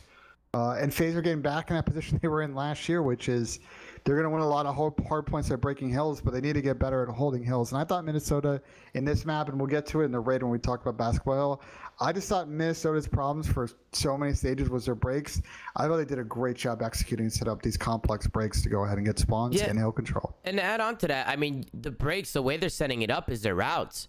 I mean, you see the sub players taking routes. We saw Standy hitting one on Raid, like a super long route. Both Dylan and Standy I think are working really well off each other. Like, I feel like they're hitting a rhythm and they're understanding what they need to do on the map in order to break hills. And I think what Zinni said is absolutely right. I think teams are getting better. I think we're getting to that point of the year where, listen, bro, people have their shit together. These are all professional players. Everybody's figuring out the right way to play this game. And I think as time goes on, you know, a team like FaZe who's been at the top, all eyes are on them. Everybody's been watching FaZe. Everybody's trying to beat FaZe. The team to beat is FaZe. No, that's the team to beat. Everybody's trying to figure out what they're doing and copying them and trying to figure out ways to adapt and blind counter them. So I think FaZe has a target on their back right now, man. They have a target on their back. Everybody's trying to beat them. Everybody's out for them, and they know that. So they got to make sure that they have their shit together. And I think Rocker just came out and did what they had to do today. And it's good, honestly. I've been talking to some of the guys over in the Rocker camp, and my cousin Vinny, who's best friends with Eli. So, you know, he tells me everything. He's basically Stanley's manager at this point. Yeah, he's basically Stanley's fucking manager. You better be getting 10%. If you're watching this, you better be getting a little cut of that. Yeah. I mean, I told Vinny if Minnesota wins the event, I got to give him $1,000. Because he's super confident that Minnesota's going to go all the way. I figured it out. What is it? It's the Juju, man. FaZe dropped both Priesta and Major, and now they beat him. No, listen, man. They've played shut up. It doesn't matter. Fugazi. Eventually, he strikes. It doesn't matter. It doesn't matter if it's the like first match, second match. He came back. Heads and tails. Damn fucking right. The Juju man struck, Yeah, and he's here. You're not wrong. I mean, Rocker just played better COD than him. They literally, their teamwork is amazing. Like you stated, on all their breaks and all their holds, they took their time, especially on the raid. I was surprised they closed that one out, to be honest. The only map they were struggling with was control, but I think that's been Atlanta's kind of bread and butter all year. But we've talked time and time again on this show about Minnesota's hardpoint today. They took 2 hardpoints against one of the top 2-3 hardpoint teams in the game right now. So Ben, I think the question everybody's asking: did FaZe troll?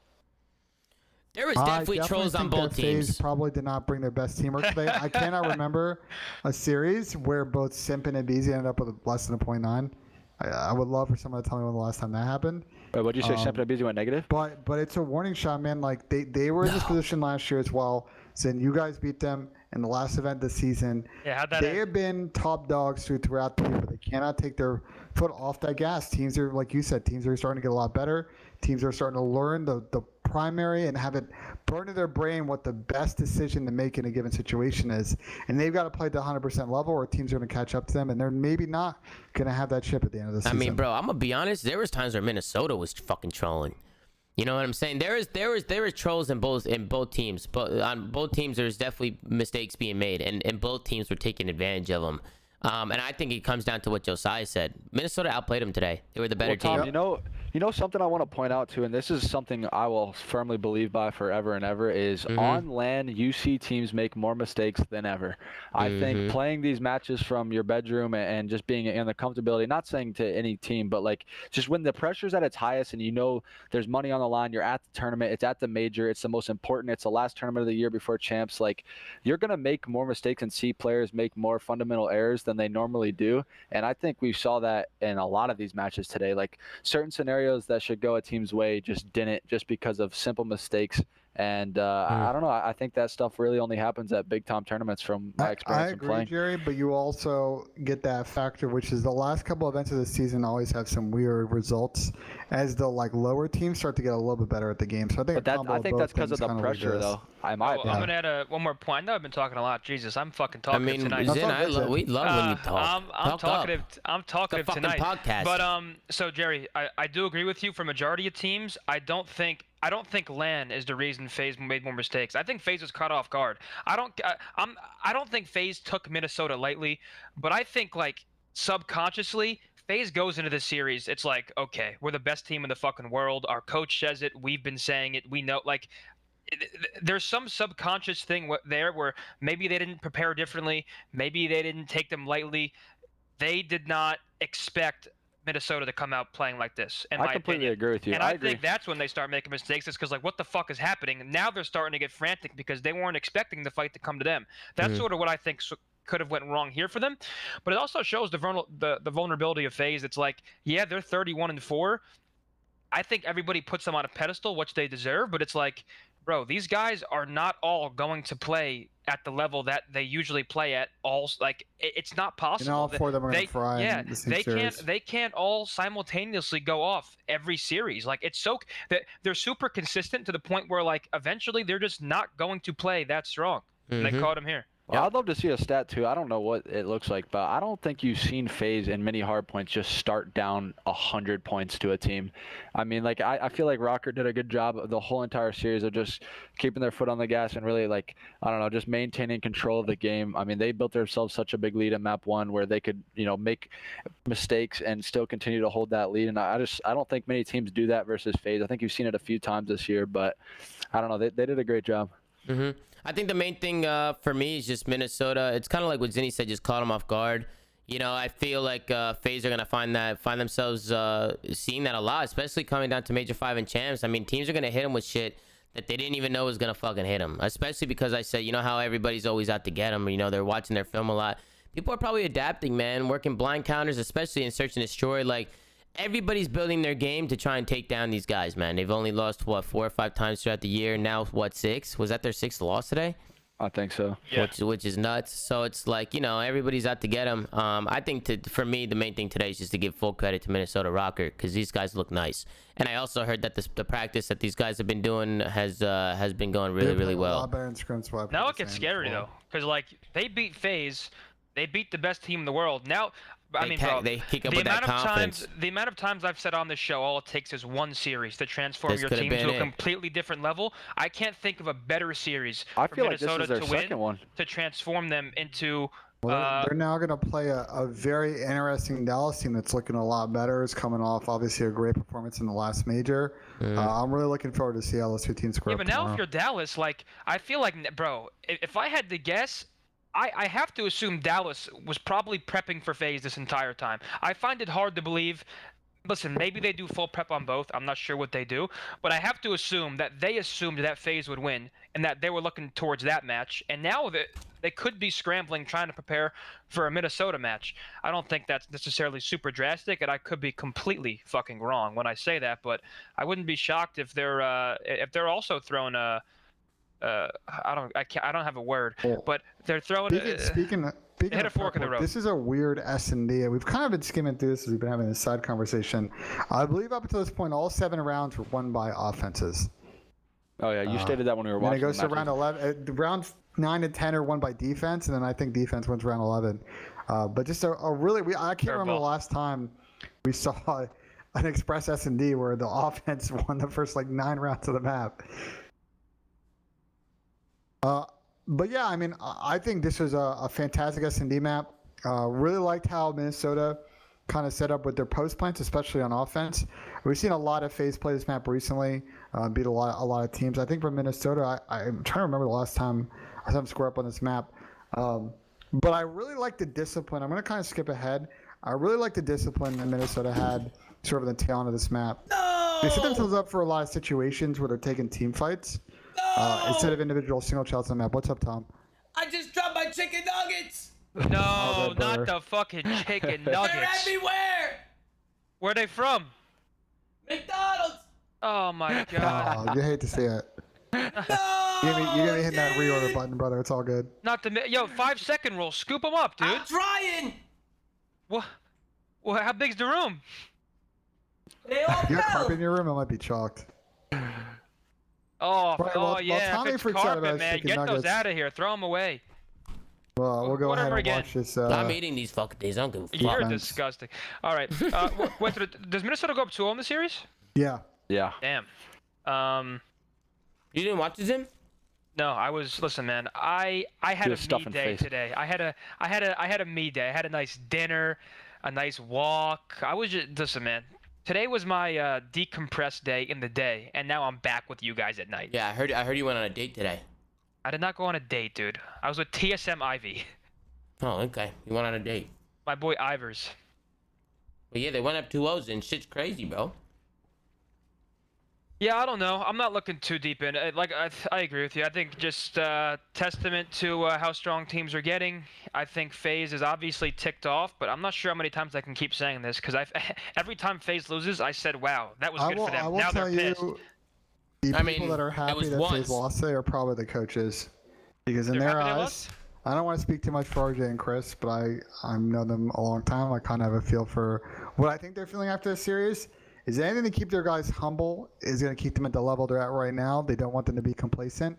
And that series is a warning shot that if they don't come out and play with the teamwork that they've had for 90% of the season, you know, they may not be the ones lifting the trophy at the end of the season, and it will all be for Yeah. naught. I mean, it's an I excuse think for you- RJ and Chris to go back and be like, yo, look what you guys are doing.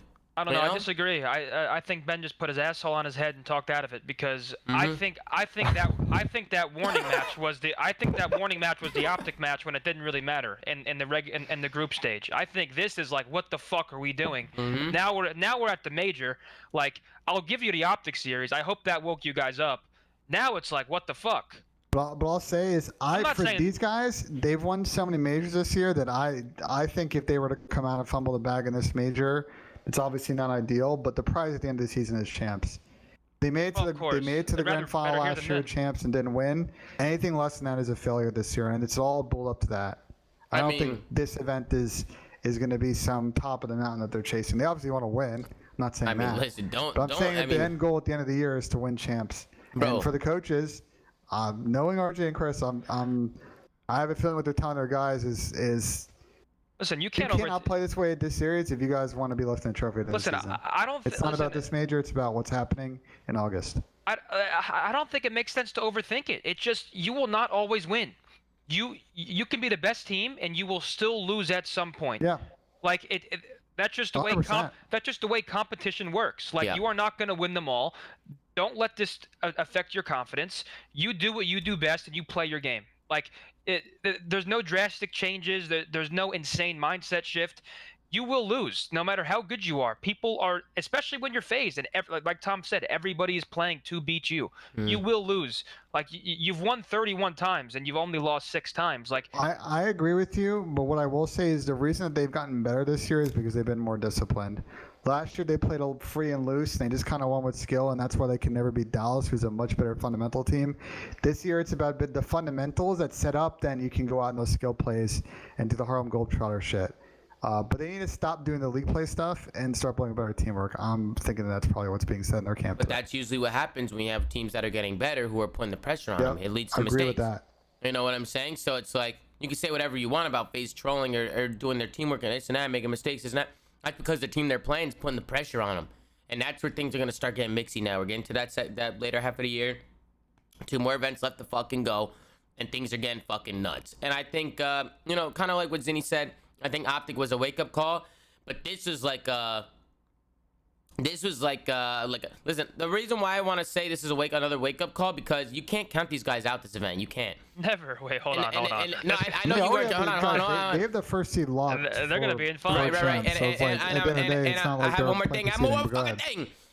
And then when you get to finals, there's not much of an advantage coming from the losers bracket. There I'd really rather isn't. come from losers. I'd rather There's come no from advantage. losers. Yeah, I think coming from losers is better if you're a team like Right. FaZe, in my Agreed. opinion. Right, You get and to that's play why- all day, and you're hot on Sunday as well. Which is why if you're looking at this loss, if you're FaZe, as long as you remain confident, they're sitting there. Who gives a fuck? Go out, fucking keep doing what we're doing. It's smoke these teams, and we'll see them in the grand finals again. Did we say this stat? Oh, I'm an asshole. I'm What? so sorry. I thought you were ending your sentence. Sorry.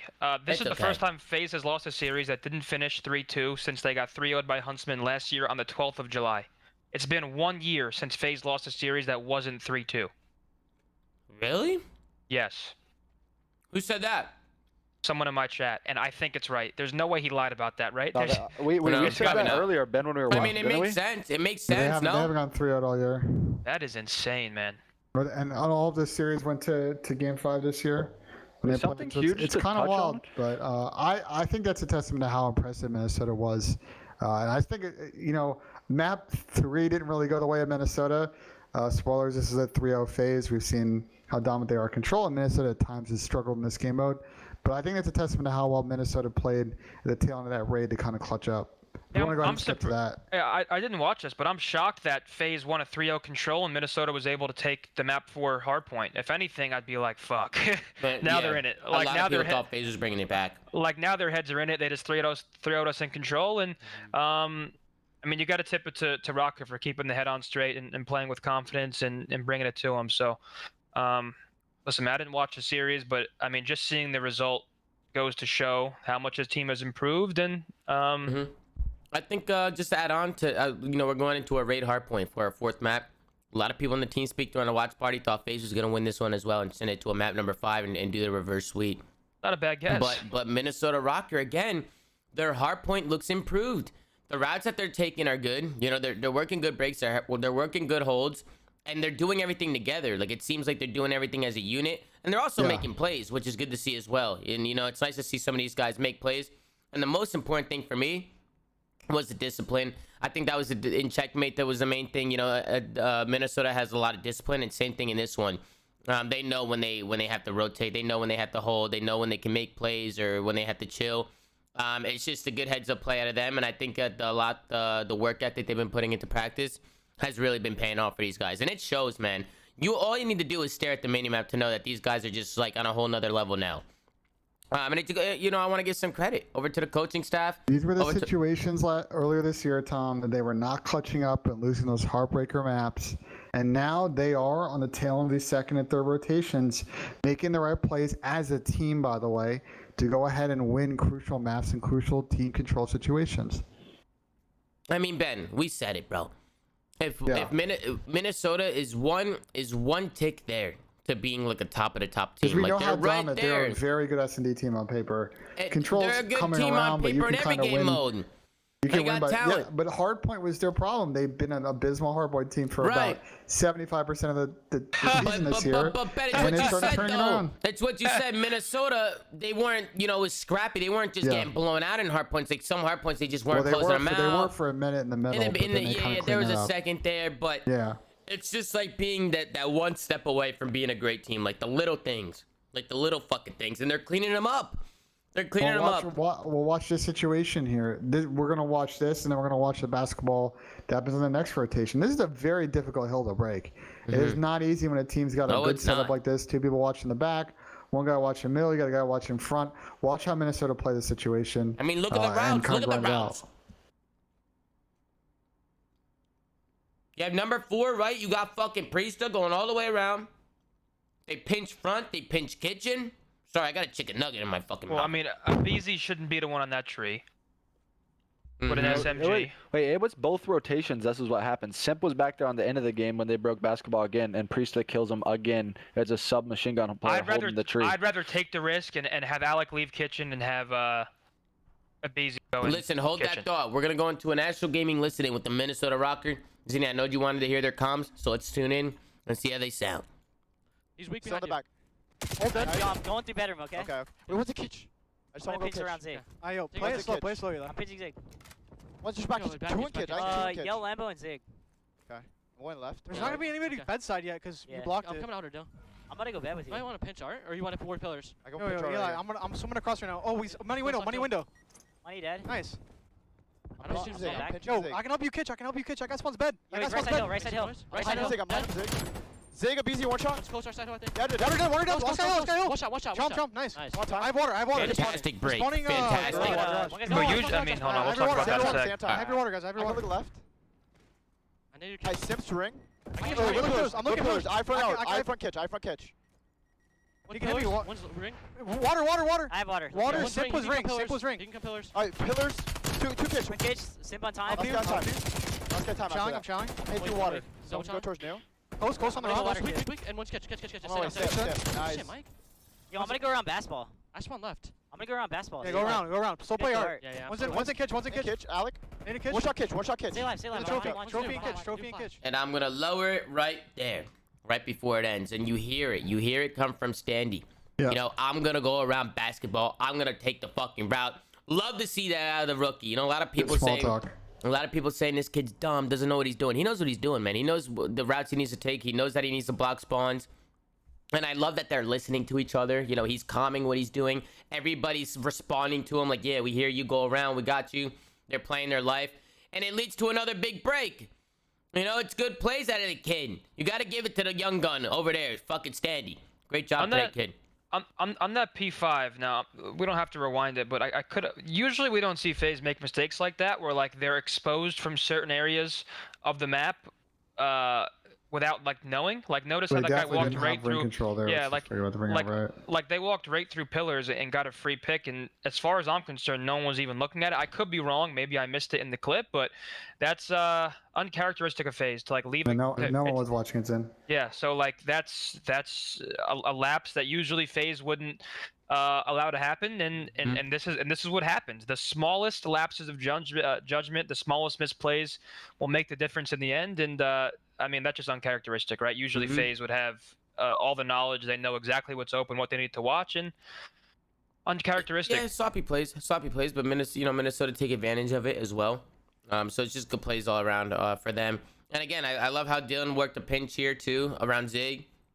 He's spawning them out deep, and then right here on this rotation, I think it was Standy, right? Attach gets a couple guys weak. It was Standy who's able to crawl on in, get one of these kills. He waits for his teammate. He doesn't just jump at this last guy. He waits for his health to regen. He plays it slow. He keeps him on his toes. They get the kills, and they work a good break. You know, it's a good play out of them. But this is where things get a little mixy, Ben. And Josiah, we were watching this.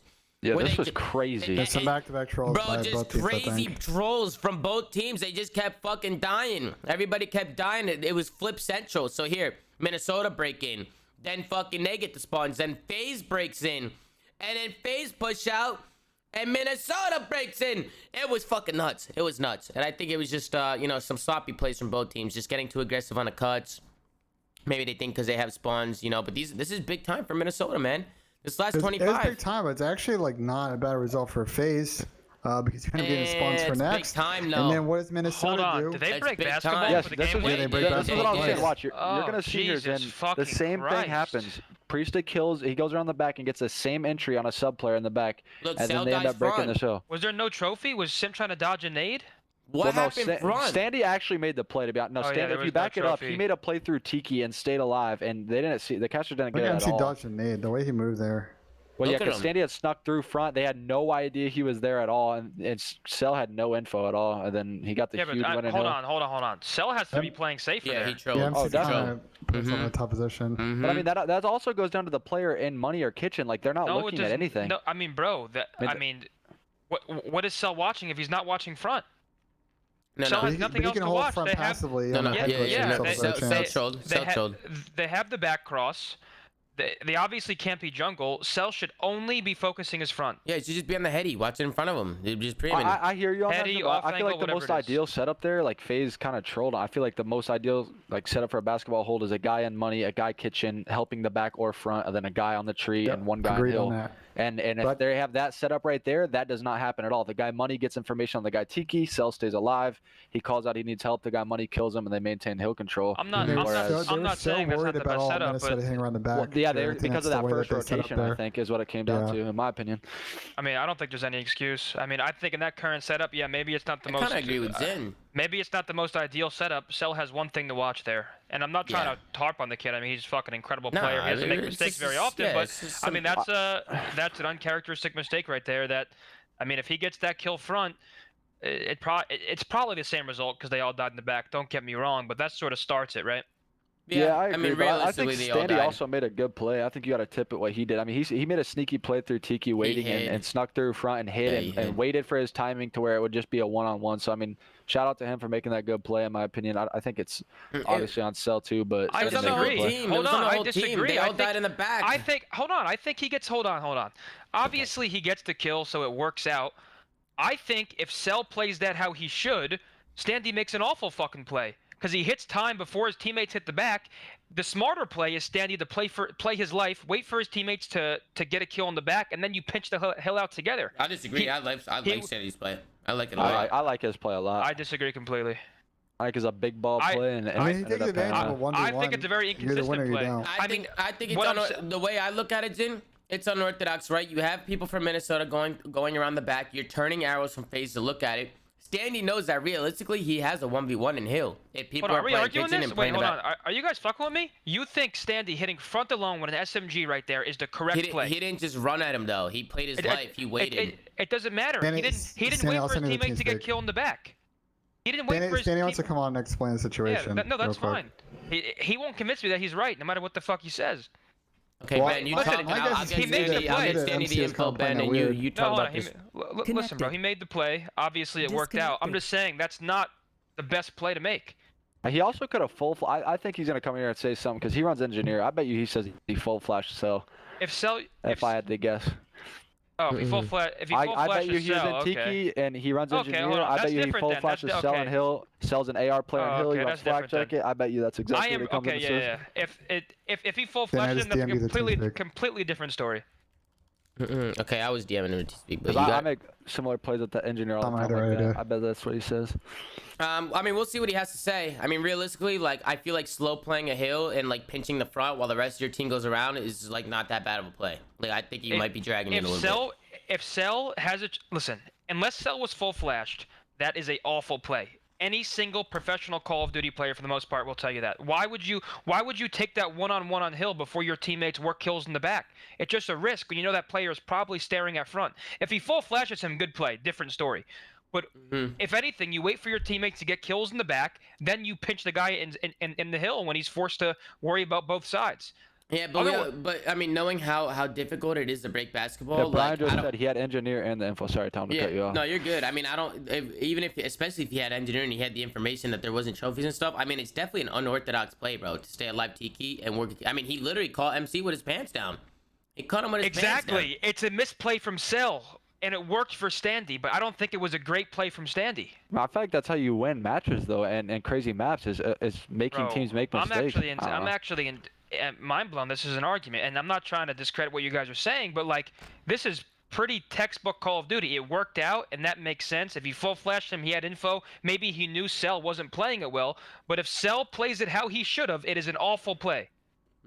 Well, Sandy's in here. I'm gonna go ahead and drag him in, guys. Slasher agrees with Zinni. User was moved to your channel. Yeah, Relay, what's up? What's going on, Standy? You fucking animal. All right, so let me just explain from like my point of view, like in that specific moment. So, basically, I spawned up water AC. We just killed Celium, like hitting the garage hill. So I pushed up bed. I knew Cell was gonna spawn like front Tiki. Like I knew he was gonna spawn back Tiki. And then as he spawned back Tiki, I was like, honestly, like I don't ever really hit Tiki. Like that's not really like a consistent play that like I really ever do, to be honest. Like majority of the time it's like go around the back or something, hit kitchen, like some kind of variation like that. But as Cell was doing that, I was like, okay, like I saw myself, like I envisioned the timing, and I also saw Cell throw a trophy on top of the basketball box, you know what I mean?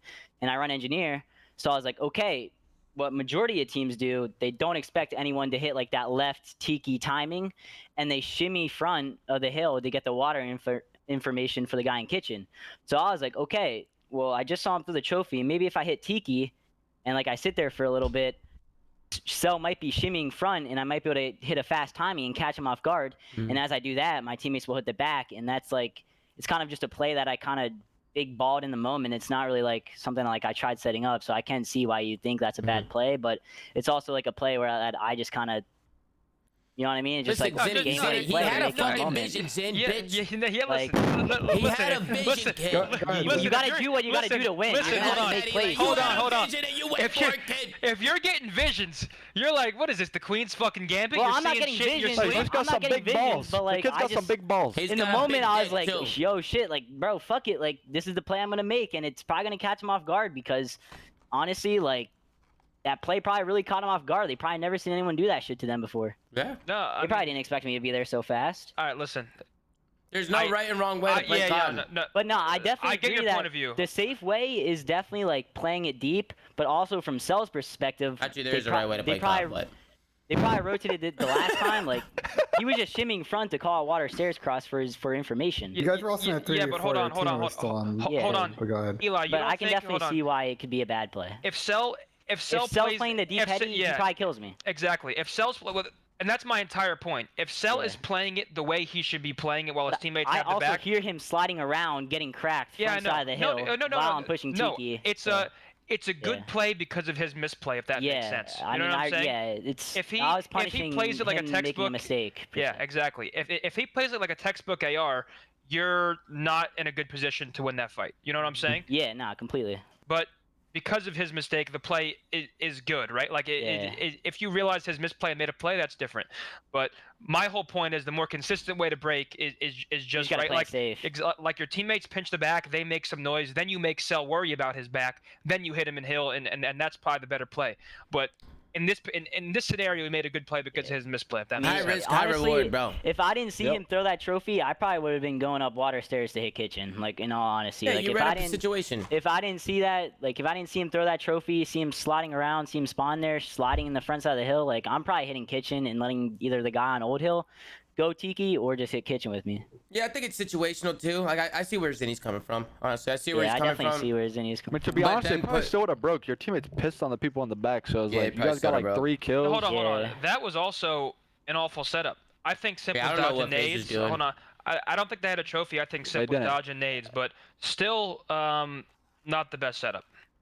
They had 2 people. They had a guy on the tree, which was Simp, and then they had someone in like the flower pot next to the back kitchen. Yeah, but I mean they're definitely messing up some setups. Well, while we have you here, Stanley, I want to go ahead and watch your interview and kind of get your thoughts on how you thought you did performance-wise here. 1 sec, I gotta click a button, go to my other monitor, switch. Yeah, I got you. We can do this real fast because I have to do like a code test. All right, you're good. Make sure you take care of it. You know, we don't want no problems. Yeah. Spell your name right. I want to make sure Eli. Spell your fucking name right. All right, let it rip. I got you. Thank you so much, Miles. Yes, we're here for the Game Fuel Victory Spotlight with Standy for his first ever interview on the stage. Now, you guys just did something to FaZe that nobody else has done, and you beat them in fewer than 5 maps. What does this win mean? I think this win is just the start of our major run. So one thing I'd say is expect the unexpected. But at the same time, I think this is just the beginning. And holy fuck, you look hot, Eli. We were coming in confident for that match, so I think we got the job done, and now we just got to put our heads down for the next matches. Yeah, I might. What was the plan coming into this match, especially kind of considering how things went versus FaZe last time you played them? Well, our practice has been really productive, and I think that we've been really honing down on like teamwork and getting better to make sure we're on the same game plan and like communication skills. So I think in practice, we have been using that always, but sometimes come to our matches, we kind of like get a little bit too hectic, comms start like spewing around, so we just been focusing on making sure that when we get in our matches, we play just like we do in practice, and we should come out with the W, and you saw it there. We certainly did, and tomorrow we're hoping to see more of that. You are going to be facing Empire, and what are you going to do to make sure you stay here in the winner's bracket?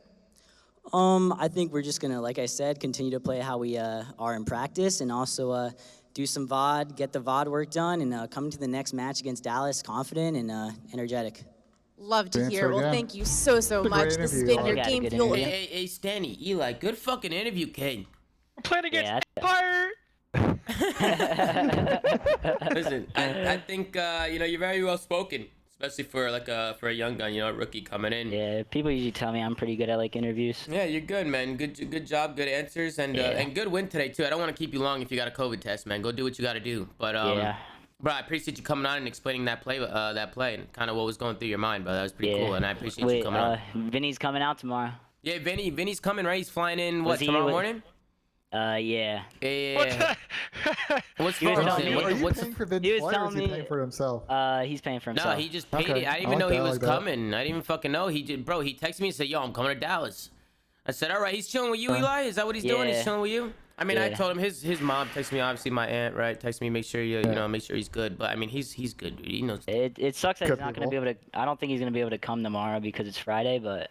Say he'll be there Saturday and Sunday. He'll be Yeah. there. Yeah. He'll be there, and then I'll be chilling there as well a little bit. Like I'm gonna be there tomorrow because I got to film, and then maybe one of those days, Saturday or Sunday, I'll come Vinny through. told me he was like telling you a bunch of stuff. Like, what was Vinny saying to you? Vinny told me that Minnesota is beating FaZe without a doubt, and I said, I don't know, Vin. I think you're a little crazy here. And he said, no, I'm telling you, like Stanley's the best player in the game.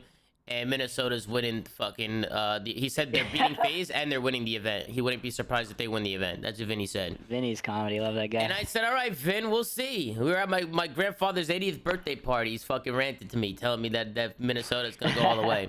And I told him, I said, if Minnesota does it, I'll give you $1,000. I'll give Vinny $1,000. If you guys go out and win the event. I'm getting that $1,000 for Vin. Yeah, go get him that 1,000. You know what I'm saying? Go give it to him. But I appreciate you coming on, Eli. You're the fucking man, bro. Yeah, have a good night, guys. Yeah, have a good day. Have a good night. Take care, brother. Congrats on the win, kid. Yeah, congrats. Thanks, Vinny. Later. Thanks, Slack. User disconnected from the Thank you, Slack.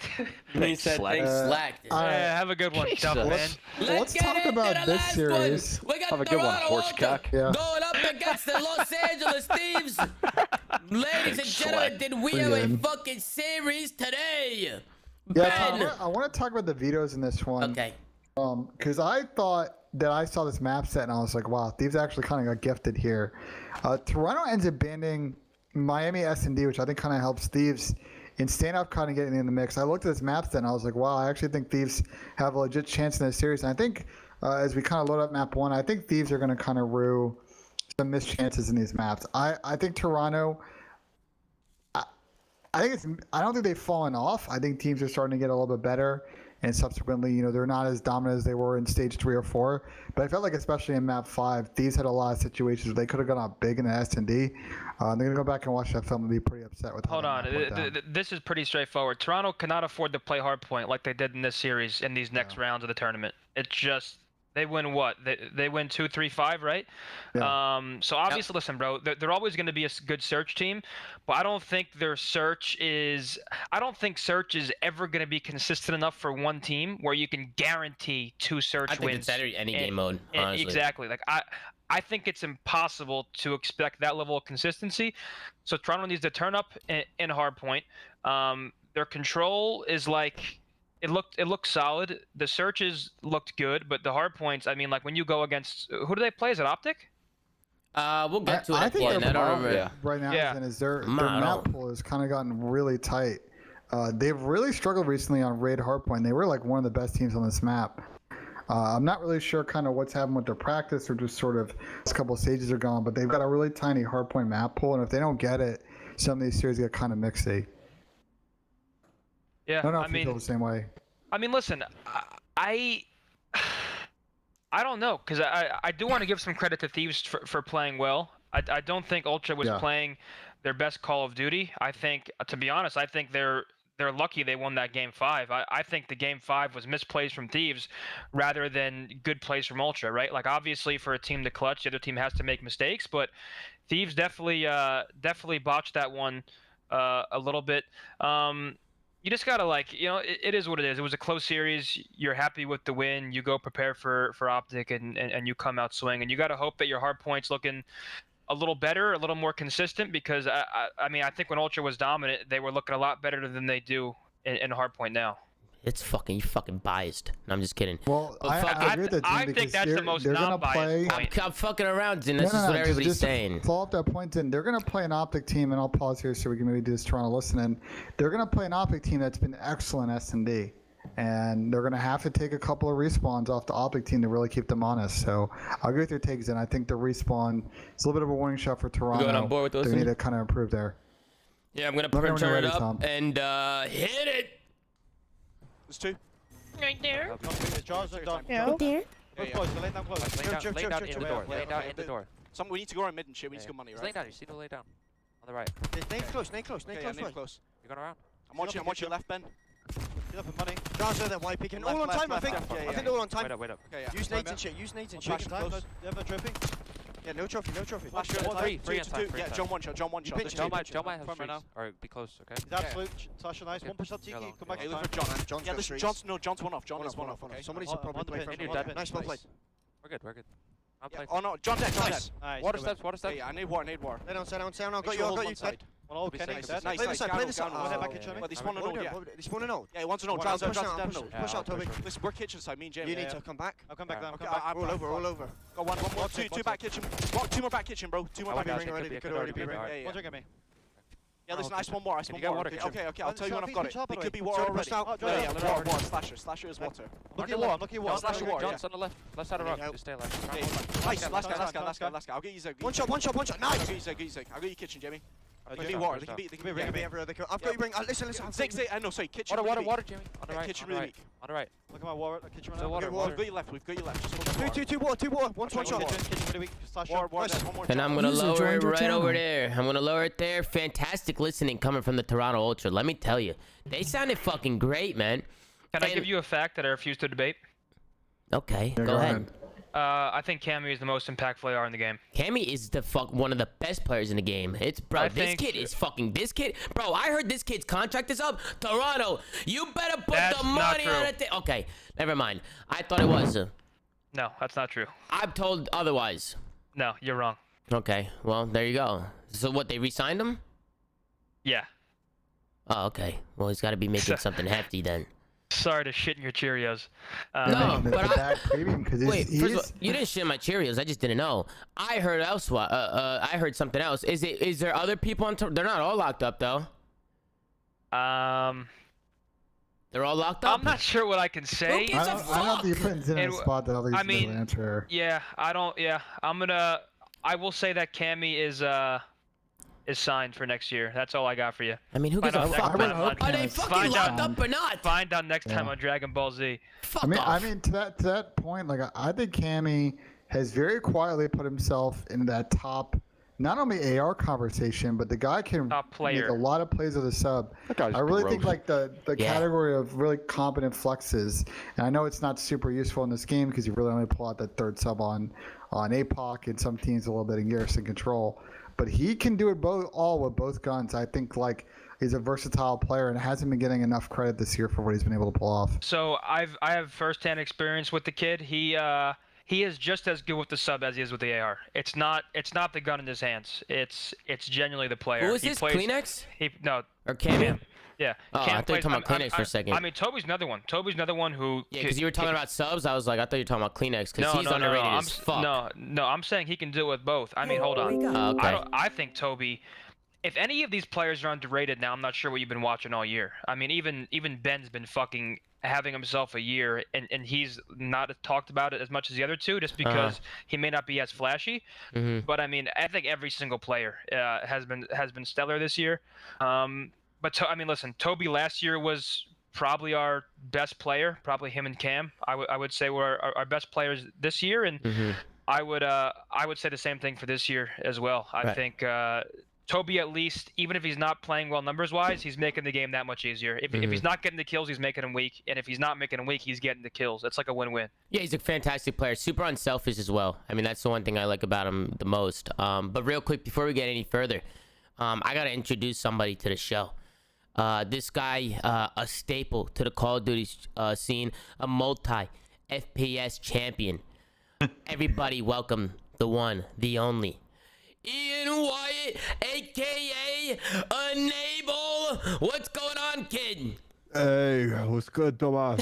That was anticlimactic. Holy fuck, that was I said you up, Ian. What the fuck was that? The papayas hit. Okay, that's fine.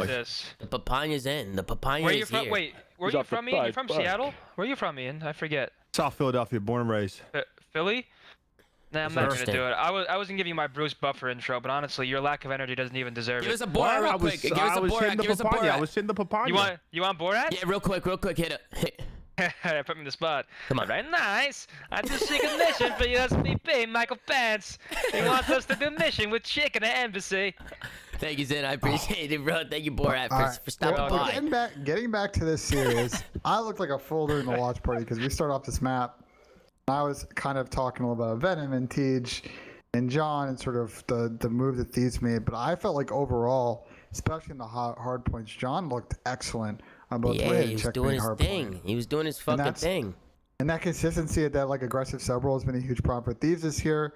They tried a lot of different players in that role. If John can kind of be that consistent John that we've seen in past games, the Thieves team's gonna be very dangerous, especially the respawn game modes. Yeah, dude, Slasher too, right, Ben? Slasher was on another level great today. series as well, yeah. He was doing his fucking thing. You want to hear from Slasher? Yeah, let's hear from Slasher. What's going on, Austin? What's happening? Just for context, I have a snapback on while I do this. All right. Okay. Yeah, I'd lose that on land. Yeah, all right. They bench me. All right, we'll see how they do. Land. That's all I got. Thank you, Zen. Appreciate it, bro. Thank you, Austin. Listen, Zen, not one of your best. Listen, no, might have been the worst. Hold on, no. I think you have to watch it to understand. I think the hat. It's just the hat. The hat has powers. I put that thing on. I don't know if that's right for the show. I don't know if that one's, listen, the execution was not there, not the right environment. Listen, look, Lamar's why in is the chat accuracy going- saying boo? That guy couldn't make. That guy couldn't make. Never mind. He couldn't make anybody. Yeah, laugh. Lamar, join up.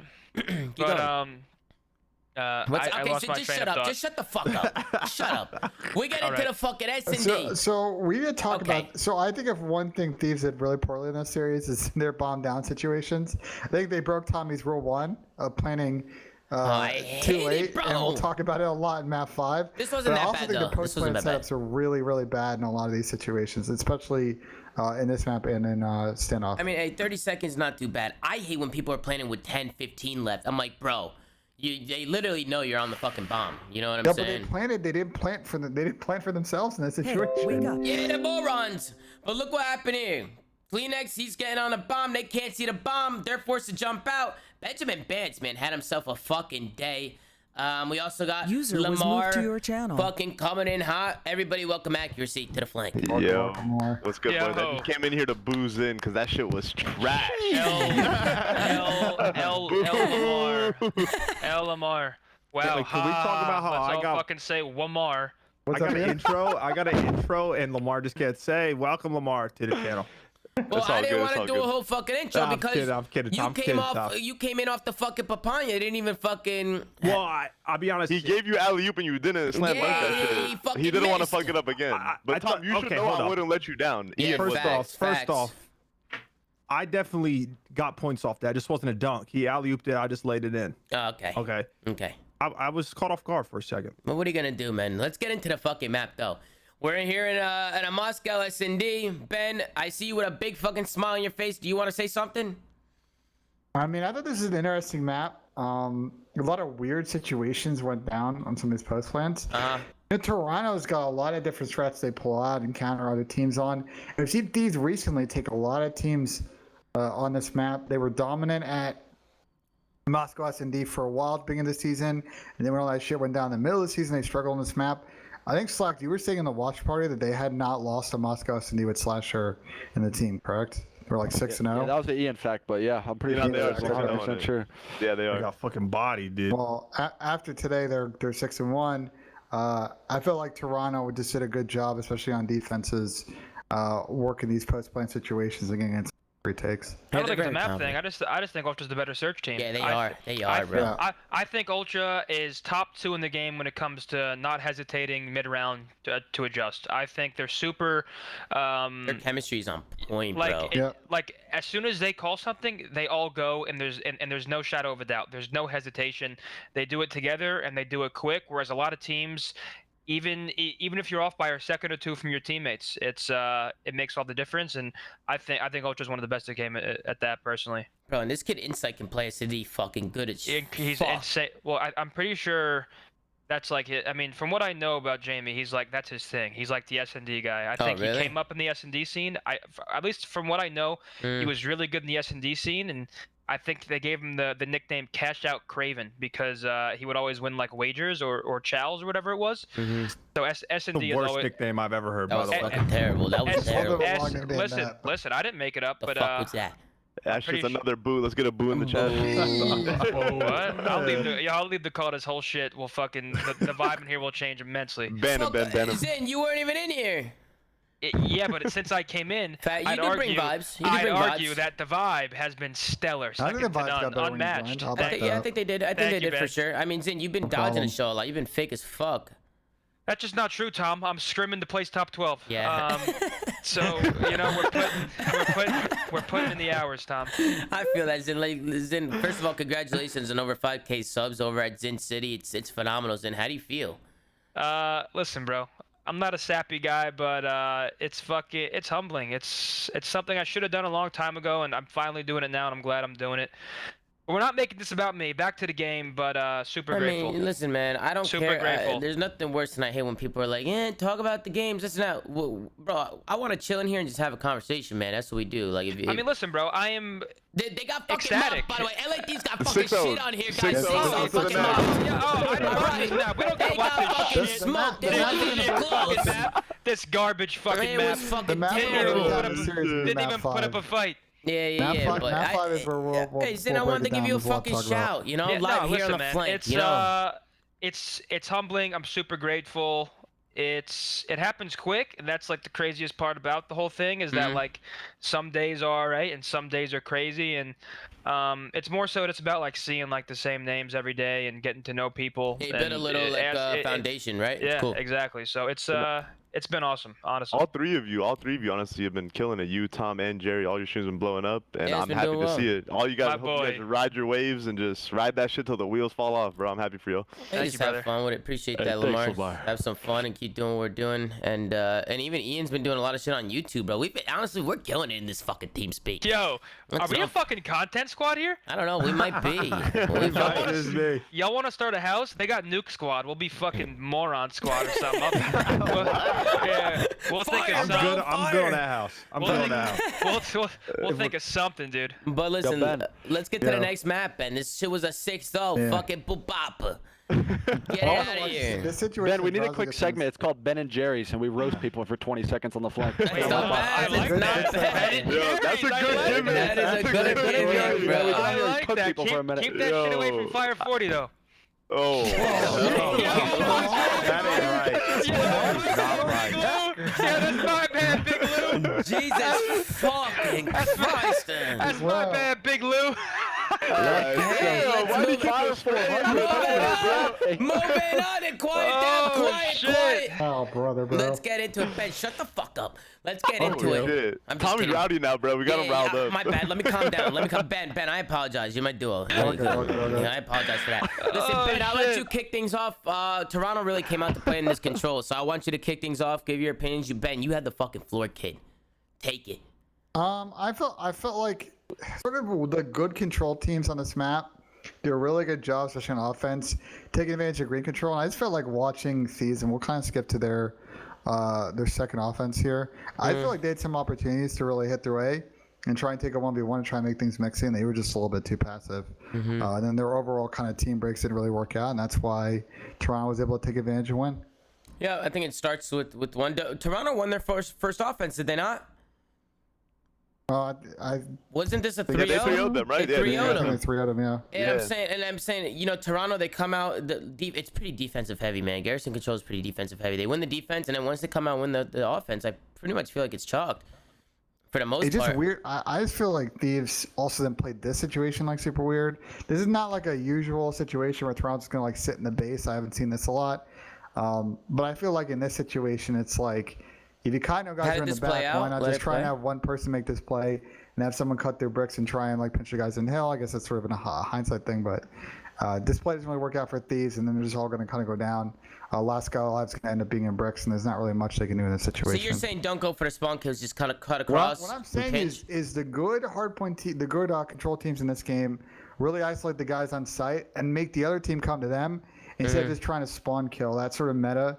While you can kind of set up and win that, teams aren't kind of going to lives a lot now. It's more about what can you do to maximize control on that A point. I agree with Ben, to be honest. I agree.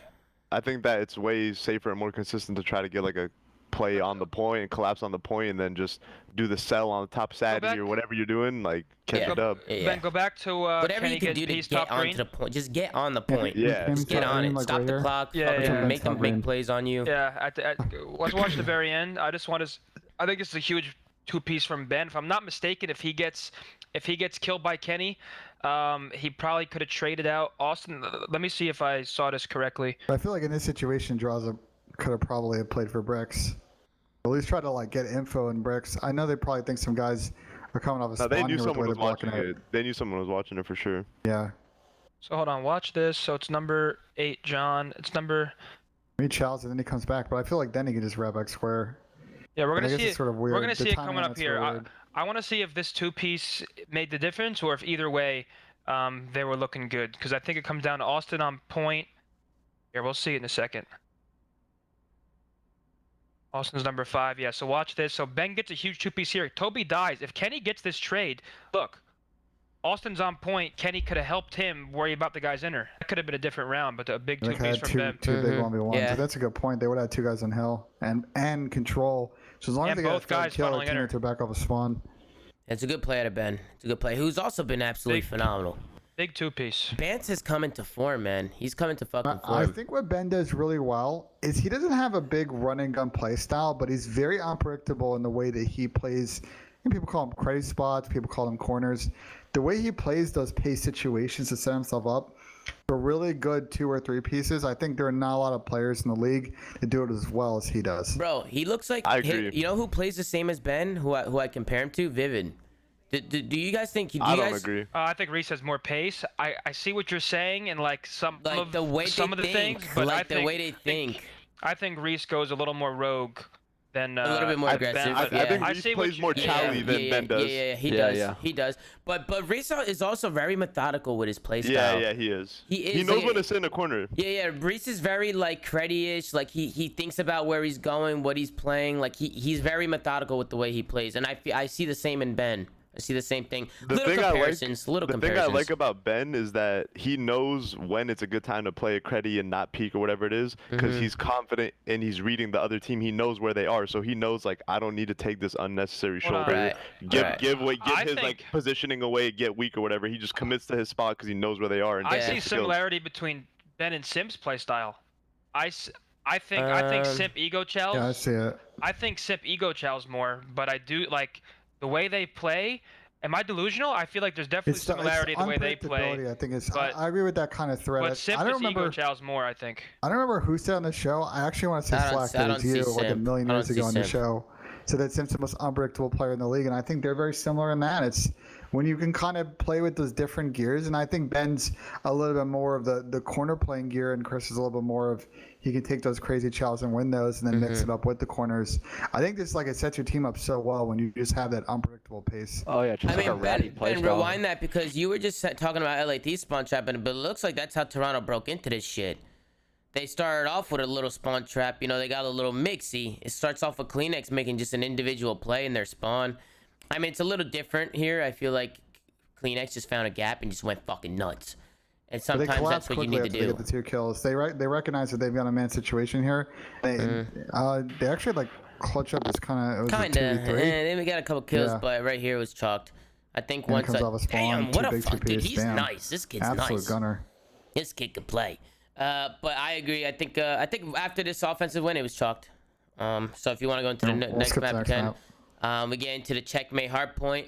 And this is kind of where Litico Thanos, right? Slasher. This guy has a fucking map. He's having a fucking that guy won the game by himself. Yeah, he was unreal. Austin was going fucking crazy. That P4 hill at the end, they lost if it wasn't for him. That guy got a 4-piece to break. Yeah, it got sketchy, bro. I mean, he's not doing that online. He got to the event and he's like, I'm turning on everyone. Listening because I thought it was pretty entertaining.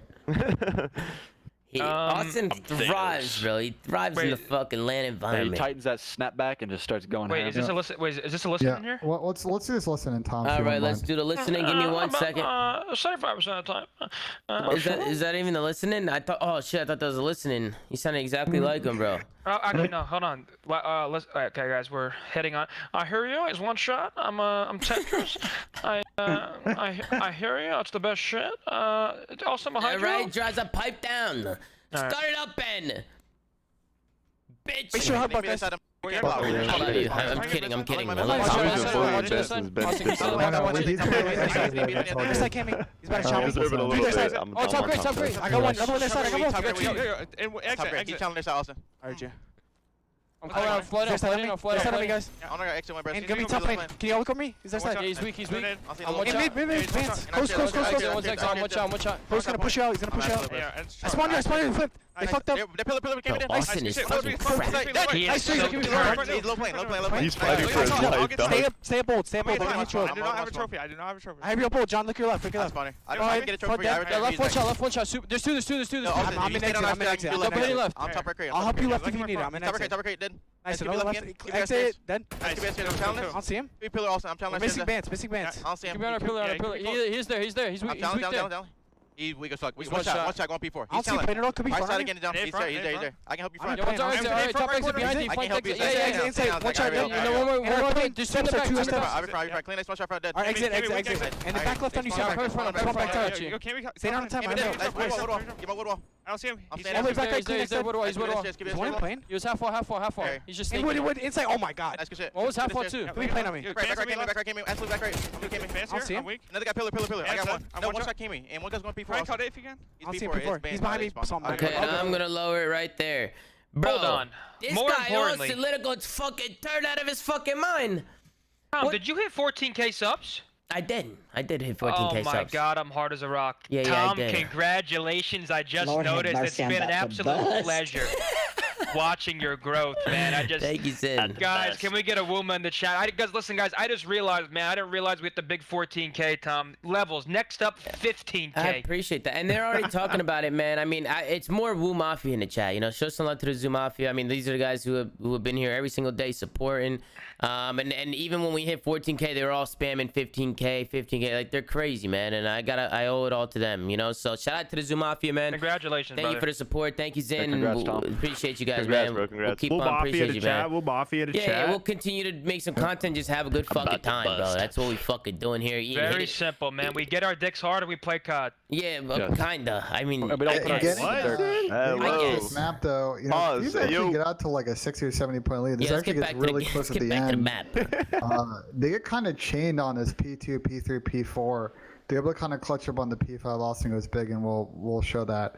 But this could have like spiraled. I think Thieves got in a couple of situations. I don't remember who they played like earlier in either this stage or the last stage. But they had like 100 or 120 point lead, and they blew it on this map. Yeah. But they were able to clutch up and force the game 5 here. Yeah, I mean, you could just see the way Austin's moving. I love the way he plays plane, the way he finesses his life. He keeps changing up his position. Like, they can't keep track of him. It's super annoying to fucking play against. So just good plays out of him. And you're right. It did get a little weird. I think here at the end, Toronto with a little bit of a mishap, was it? When Austin spawned behind him, or was that in the listening? That was actually in the listening, I believe. But there's definitely some little mishaps that Toronto was making. But I think Thieves here did a good job holding on. It got scary, and we know on Checkmate too, Ben, like how it can just go like, you know, very chain heavy, you know, like it might look like a big lead, but then you blink and 2 hills go by and the lead is changed. Yeah, but you get that P3, P4 chain, the P4, P5 chain. There's a lot of fucking chains. 7 or 8 points. Yeah, for sure. And I see a lot of I people think it's talking right about here. Thieves actually end up kind of setting up for this P5 somehow. I don't remember. See a lot of people talking about the Nadeshot tweet. We'll talk about it, man, once we're done in the last on map. the flank. Live on a flank. We're gonna talk about the Nadeshot tweet. Yeah, but this gets scary. I'm not gonna lie. This is sketch, bro, for sure. If I'm Thieves and it's P5 rotating to P1, they need like 40 seconds to win. This was gross. I'm puking out of my ass. I'm not gonna lie. If I'm They did spawning manage that to get all back the kills comms, though and get into wood at the same time. Like, I mean, listen, man. I'm just saying. I spawn back comms. They have plane control. In my head, I'm fully fucking trapped. I'm projectile vomiting out of my asshole. Yeah. I mean, listen, first of all, what the fuck? But first off, Slasher with a big fucking 4-piece, bro. To break onto that P4 hill and then secure basically spawns, because based off from that 4-piece, he was able to spawn out Toronto. That ultimately led to this. So you definitely got to give your hats off to Slasher, because he popped the fuck off right there. He willed them to victory. And he got a streak that ended up helping him break, because Toronto does a good job getting on this P5 time, and they could have done something here, man, but listen, Slasher man, had he's that back fucking pocket nuts. streak. This guy's nuts. All right, his name's Thanos. Don't ever fucking forget it. He went the fuck off right there. But This is Toronto, a player that was benched. You got to think some of these bench players, man, they have the capacity. You gotta think if this was on local area like, network you know, the whole this is season. a player. You know, this is a player who was on the bench, now not on the bench, and you got to think. I mean, yeah, that's why they brought him back in, because he's a good player, and this is what happened. Toronto breaking through the front. They do just enough to send this to another set of rotation, another set of hills. Blow this situation a lot this year. Toronto have LA Thieves pinned. They only need 45 seconds to go. They had the rotation, but they overchow. I feel like they overchow a little bit. Yeah, no, Ben. hold on. Yeah, hold on. I want to see. We didn't see the POV, but how does? I'm pretty sure they get picks from Wood Steps, like to open up. Does Austin get 2 from Wood Steps? Is it 1? Well, Kleenex just went fucking rogue. He went rogue. He went a little nuts. He literally just went mega rogue right here. That was the first thing I said. Inside has them all trapped. He's sitting like front right now. Yeah. Yeah, right. Yeah, he can They just had a trap really the good balls setup, out of him. actually. Oh yeah, a little mega rogue there. Overchow. And even Insight, where the fuck is he going? That's the thing with Toby, man. It's like he's for the most part always gonna chow, and sometimes it's incredible. I honestly didn't mind Toby's play. Situations, I mean, You didn't mind it, really? No one did I think Kleenex needs to fucking stay alive in initial. I think if anybody's gonna one of those windows right there. I think if anybody's gonna go rogue, Lamar, it's Insight. Just fucking their wood chairs, just doing some crazy shit. Yeah. So Kleenex should be in the windows or playing the creddy, whatever. He needs to get his ass on the hill. What's his name? Jamie. No. No, you got it backwards. You're mixing it up. I don't know, Jamie, Kobe. Confusing Toronto players. What's his We're name? talking about Kleenex on the wing, and then Insight was the one by the wall. I don't know their names. I don't know their first names. I only know them by fucking. I just ripped ass. What the fuck is wrong with you, Zane? I apologize. But all I know is Kleenex gotta stay the fuck down. And Insight's the one who can go rogue and do his fucking thing, you know, at least in that situation. So they definitely let up a little bit, but LA Thieves, they shouldn't even have got there.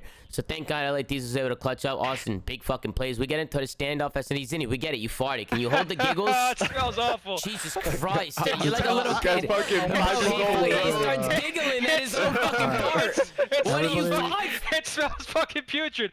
All right, Ben. All right, Ben. Get everybody. Hey, Ben, get everybody under control here, Ben. On track here. So I want to talk a little bit about this map. I know Nadeshot tweeted something about it. We'll talk about the end of this map and kind of walk through our thoughts on it. I thought these are set up for success with the way that Toronto kind of approached this map. So this was sort of the default. Toronto ran most of the map on defense. They had 2 alley, one guy kind of watching that B cross. They had no one in fish, kind of really playing the bomb, and they had one guy in A. And that really opens up like an aggressive A play to either kill that guy in A or get them off and you get a free plant. What Thieves kind of fucked up in this map is they not planted the bomb quick when they got that control, but they just kind of let Toronto then take control of mid-map and get a pick or two and make it like kind of nuts. I feel like if Thieves had gotten a little more control of both, they probably win this map pretty cleanly. Bro, I love Toronto's like 3-hit mid, like defensive setup, because think about it. From mid-map, you have everything. You can see everything. They can't get the bomb down B. They can't cross A. I mean, you have it all on lock. It's just map control. You get aggressive on your defense. You just get that control and you just kind of hold. But this first round, I mean, right? I mean, LA Thieves has nowhere to go. Toronto do a good job spreading the map. There's a couple times where I feel like somebody got through or something, or I might be thinking of another series. The way they hold mid is just so weird. Like, I feel like this situation, if you get this bomb down, you get someone in to the building and spawn, like that old P5, like this round should be a wrap. Well, I mean, Insight, sure. I mean, Insight's fucking teaching here today. I mean, we all saw the spot that he did. With his spot, we'll see it, but I feel like they just take forever to get this bomb down because they're clearing all the corners. They have no idea what this guy is. I mean, this shit always happens. Yeah, go ahead, Tom. No, I was just gonna say it always happens based on what you were saying. They're finally able to get the bomb down. But look, Toronto's making their move now. What the fuck was Austin looking at? Please go back. I don't know. What the fuck? He's shooting at Bance. Play it. I think his head got stuck on the railing. No, he saw the guy. No, he saw the guy fucking on the head glitch. He was looking at the guy down there. What the fuck is his name? I mean, yeah, but Austin. Did he see a ghost though? Did he see a ghost? Austin's got to know that court is like one of the most, if not the most popular position to retake A from. Oh no, he was definitely trolling right there. You got teammates on A that you got to be looking at this right here. Yeah, he trolled right there. He trolled. Once he goes down, John's fucked. Have a good day, and instantly a 4v2 situation. It should be a situation where they should have had bomb down at Toronto, should push them instead. They give up picks for free and they blow their first offense. I'm gonna skip. I thought Toronto ran some interesting offenses, but I kind of want to keep focusing on the Well, actually, I kind of You didn't want to show the insight play. You don't want to show the insight play. No, I want to watch this round because this is I don't know how. I still don't know how this situation happened. Let's take a look. Again, it's a stack over here on the site. Draza's trying to fucking stay alive. He's getting swarmed in. And what happened here? Another grenade. So 2 grenade kills. 1 from Draza, 1 from Kenny, and then he was able to find another one on the site. So instantly becomes a 1v1. Because everybody just one shot. That's so weird. Wow, interesting. It happened so fast too. Was inside line of sight? Is that a common thing? Like, did pros know about that, or did they just fucking pull that out? Oh, okay, I was watching with TJ, and he literally called it. He goes, "Watch, he's gonna." I guess TJ scrimmed insight a long time ago. Whenever TJ was in the starting lineup, and they had done that, and TJ goes, "Watch, he's gonna go right to the truck spot and lay down." I feel like that's something you got to keep on the right. I haven't seen anyone do that. But So apparently, if TJ knows about it, 100 Thieves should, or like LA Thieves should have known about it. If TJ knows about it, there's no way they shouldn't. Yeah, you can't predict. I thought Ken knew. I thought Ken was sniffing it out here in a second. But I don't Maybe understand. you sniff it out. What are you gonna do? Drop shot him across the map? I would lose. No, I thought he was gonna push. I thought he could get an angle or something over here. This got me nervous. Why did Insight tag him and dip? You see how he just got off real quick? Oh, Jesus fucking Christ. Bro, Kenny never stuck it. But if he stuck it... Oh, if he stuck it, he got it. He has it. Wait, Austin just said they knew about it. He called it right away. He has it, you know? Oh, damn. Why? Kenny should have been pushing his ass. I'm surprised Insight didn't keep fucking challenging. Bro, here's that spot is overpowered because all Insight has to do, as soon as he sees Kenny's out in the back alley and he knows how long it takes him to get back to the bomb. Kenny has no play there. Well, no. I'm saying that if Austin called it to a T, like he's going to be laying prone, Kenny could have ran up to that head glitch and just killed Insight. There's no shot he's getting away if he's on his dick like that. I wonder if you can hop on the car to chow it. I don't think you have time. The fucking car. Wait, what do you mean? I'm saying to see over the truck. Listen, I wonder hold on. if you can stay on top of the car and you guys don't realize by the time you're saying for Kenny to see Insight behind the truck. I just don't know. There was nothing he could have done. I feel like it's chalk, bro. Listen, wait, no, You're going on time. Go back. There was 23 seconds Let me left. go. No, listen. By the time Kenny gets control of sight and realizes he's there, so Insight sees him cross bomb, there is no way for Kenny to run all the way to Insight, get that kill, run back and get the defuse. No, I can't. No. I'm talking about if Austin called it like he said. I mean, he probably called it after he got sight control. He probably realized it. Like, there's no way as soon as the bomb goes down, he's calling, yo, he's going to do this. He might be nice like that. He probably waited. He got some info. He waited till he got sight control. Then they were like, okay, he's got to be back there. Can you counter that? You guys know about the spot. Can you counter? Can you lay on bomb and shoot him back under the truck? Like, can you pre-fire? I throw a trophy in front of my head, hop the defuse, and hope for the best. I'm sure you could. I feel like you can. I'm saying, no, I feel like it's not hard. I feel like if you predict it, you can just beam him. He's just laying there. Just lay down and shoot him. If someone did that, they won the map, bro. You earned the whole map. I mean, people should probably start because, hey, bro, the minute you see the bomb planted in that spot, boom, you know where he's at. Yeah, it's chalk. You know what I'm saying? Move to this next round, Tom. So all right, Ben. This round opens up. Thieves actually get the A player out of the site and they kill him. And then watch how they play this. They have full A control. They have a guy, Kenny, kind of in that boxes spot watching the cross. They have a guy sitting all the way in spawn building. But look how long it takes for them to plant the spawn. Gives Thieves a lot of time to push up mid. Without anyone spawning, they have no one in building to watch this cross. And it's just chaotic, and they still were. Why are they giving up the middle of the map? I don't know. Why did they give up mid? That's what I'm looking at too. They're giving up the entire middle of the map. They just chalked it up. They said, "Fuck it, we don't even want to look at it." What the fuck is number 6 looking at? What is Ken looking at when his teammates already have sight control? Why is he on top of the boxes looking into A? I mean, the bomb should have been down by now. I agree, but I mean, you have 2 players in sight. It's Ken's job to watch middle. Austin holds flank here. Yeah, I mean, middle's wide open. Middle's wide open. I mean, Kenny needs to watch something. He needs to do something right there. Because, I mean, Toronto just hit the gap and he couldn't see it. But, I mean, they still, they end up winning this round. Cammy makes a good play. Oh, no, it's not this round, is it? No, he clutches this. Does he? He clutches this? Right. Oh, yeah, you're right. You're right. on the cube and sticks it. Oh, yeah, you're right. Because why? Bro, how does Straza not hear him? Why did they plant? Why did he plant the bomb for that side, though? Ian. Yeah, and see, you again, think? they've got middle controllers so concerned about the guy if that's middle, on line right there, I promise you, Draza looks for him 10 out of 10 times. Someone's hearing him. Bro, if he's gonna plant for the opposite side, the guy in spawn needs to get towards his teammate. Needs to get towards Draza. Like yeah, I don't get why he didn't plan for his side. Yeah, it was weird because he backed out of mid. Why are they playing so separate though? Yeah, no, that's what I'm saying. No, they're game 5. I They're mean, it's playing kind of stuck in separate. a situation. Yeah, they're playing separate because Austin spotted him on the hop. So Austin's playing his life. Zach's planning the bomb.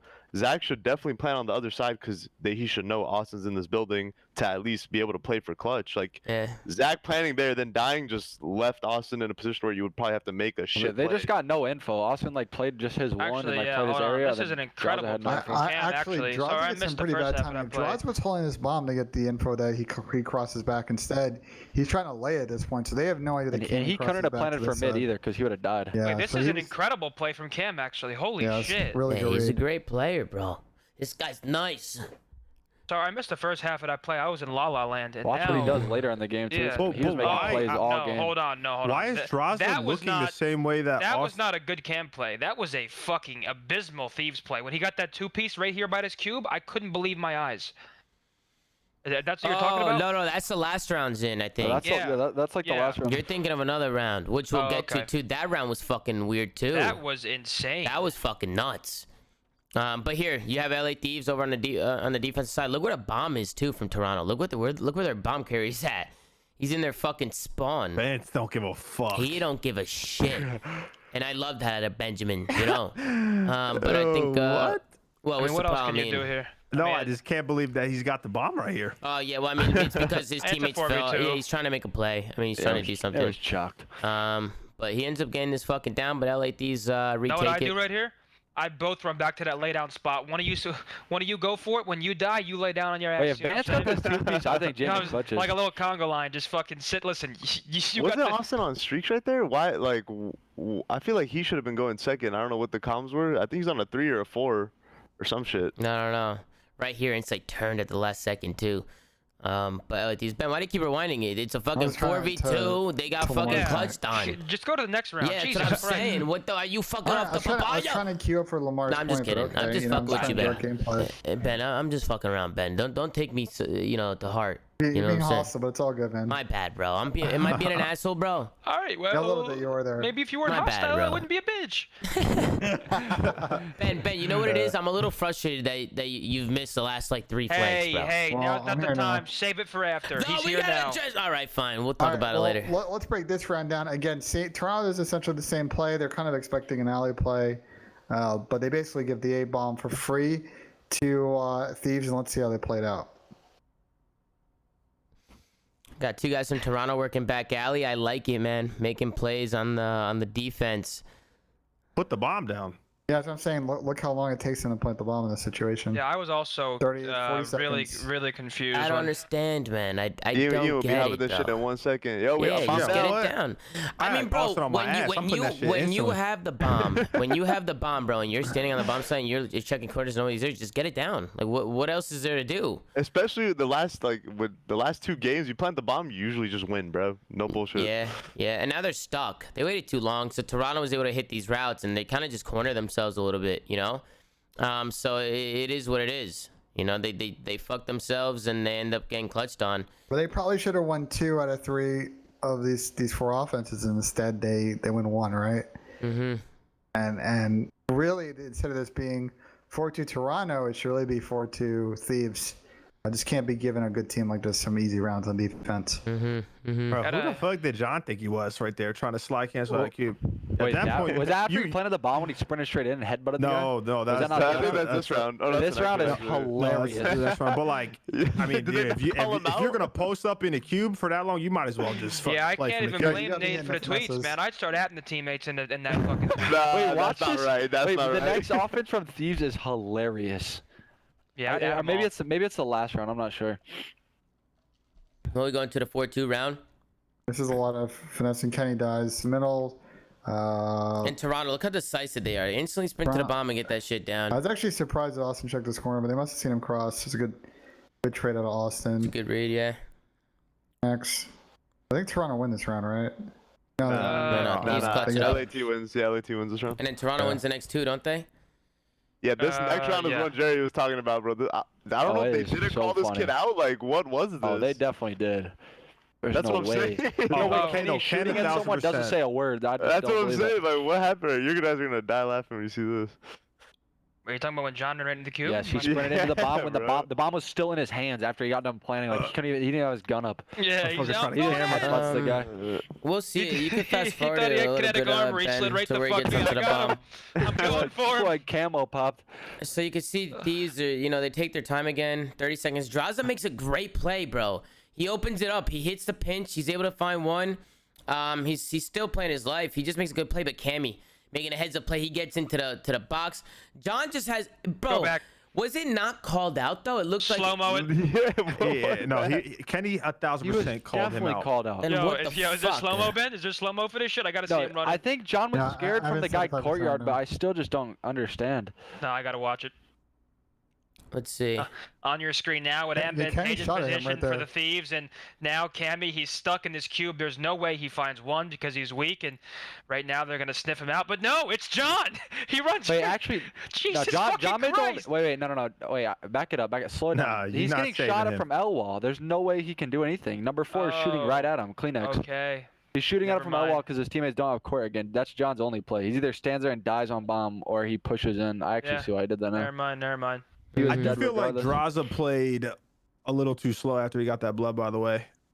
You think so? Well, because, like, so I feel like if him you, getting the blood and staying alive is like doing I more think than that's enough. really good. well, no, so what I mean is, like, the route he took, right, was Yeah. G. He got the blood, but, like, if he got through that route and didn't see anybody, they have to be around mid, around Brown. Oh, You know okay, what so I'm you want to be saying? a little more active, like go top window. Yeah. So disagree like with you. he's still worrying about a rat back grannies, but it's like that they're not close to that because you just pushed through. I think that honestly his He play. should have hopped I off think, the bomb. They should have double fucked him. I think I his play is amazing.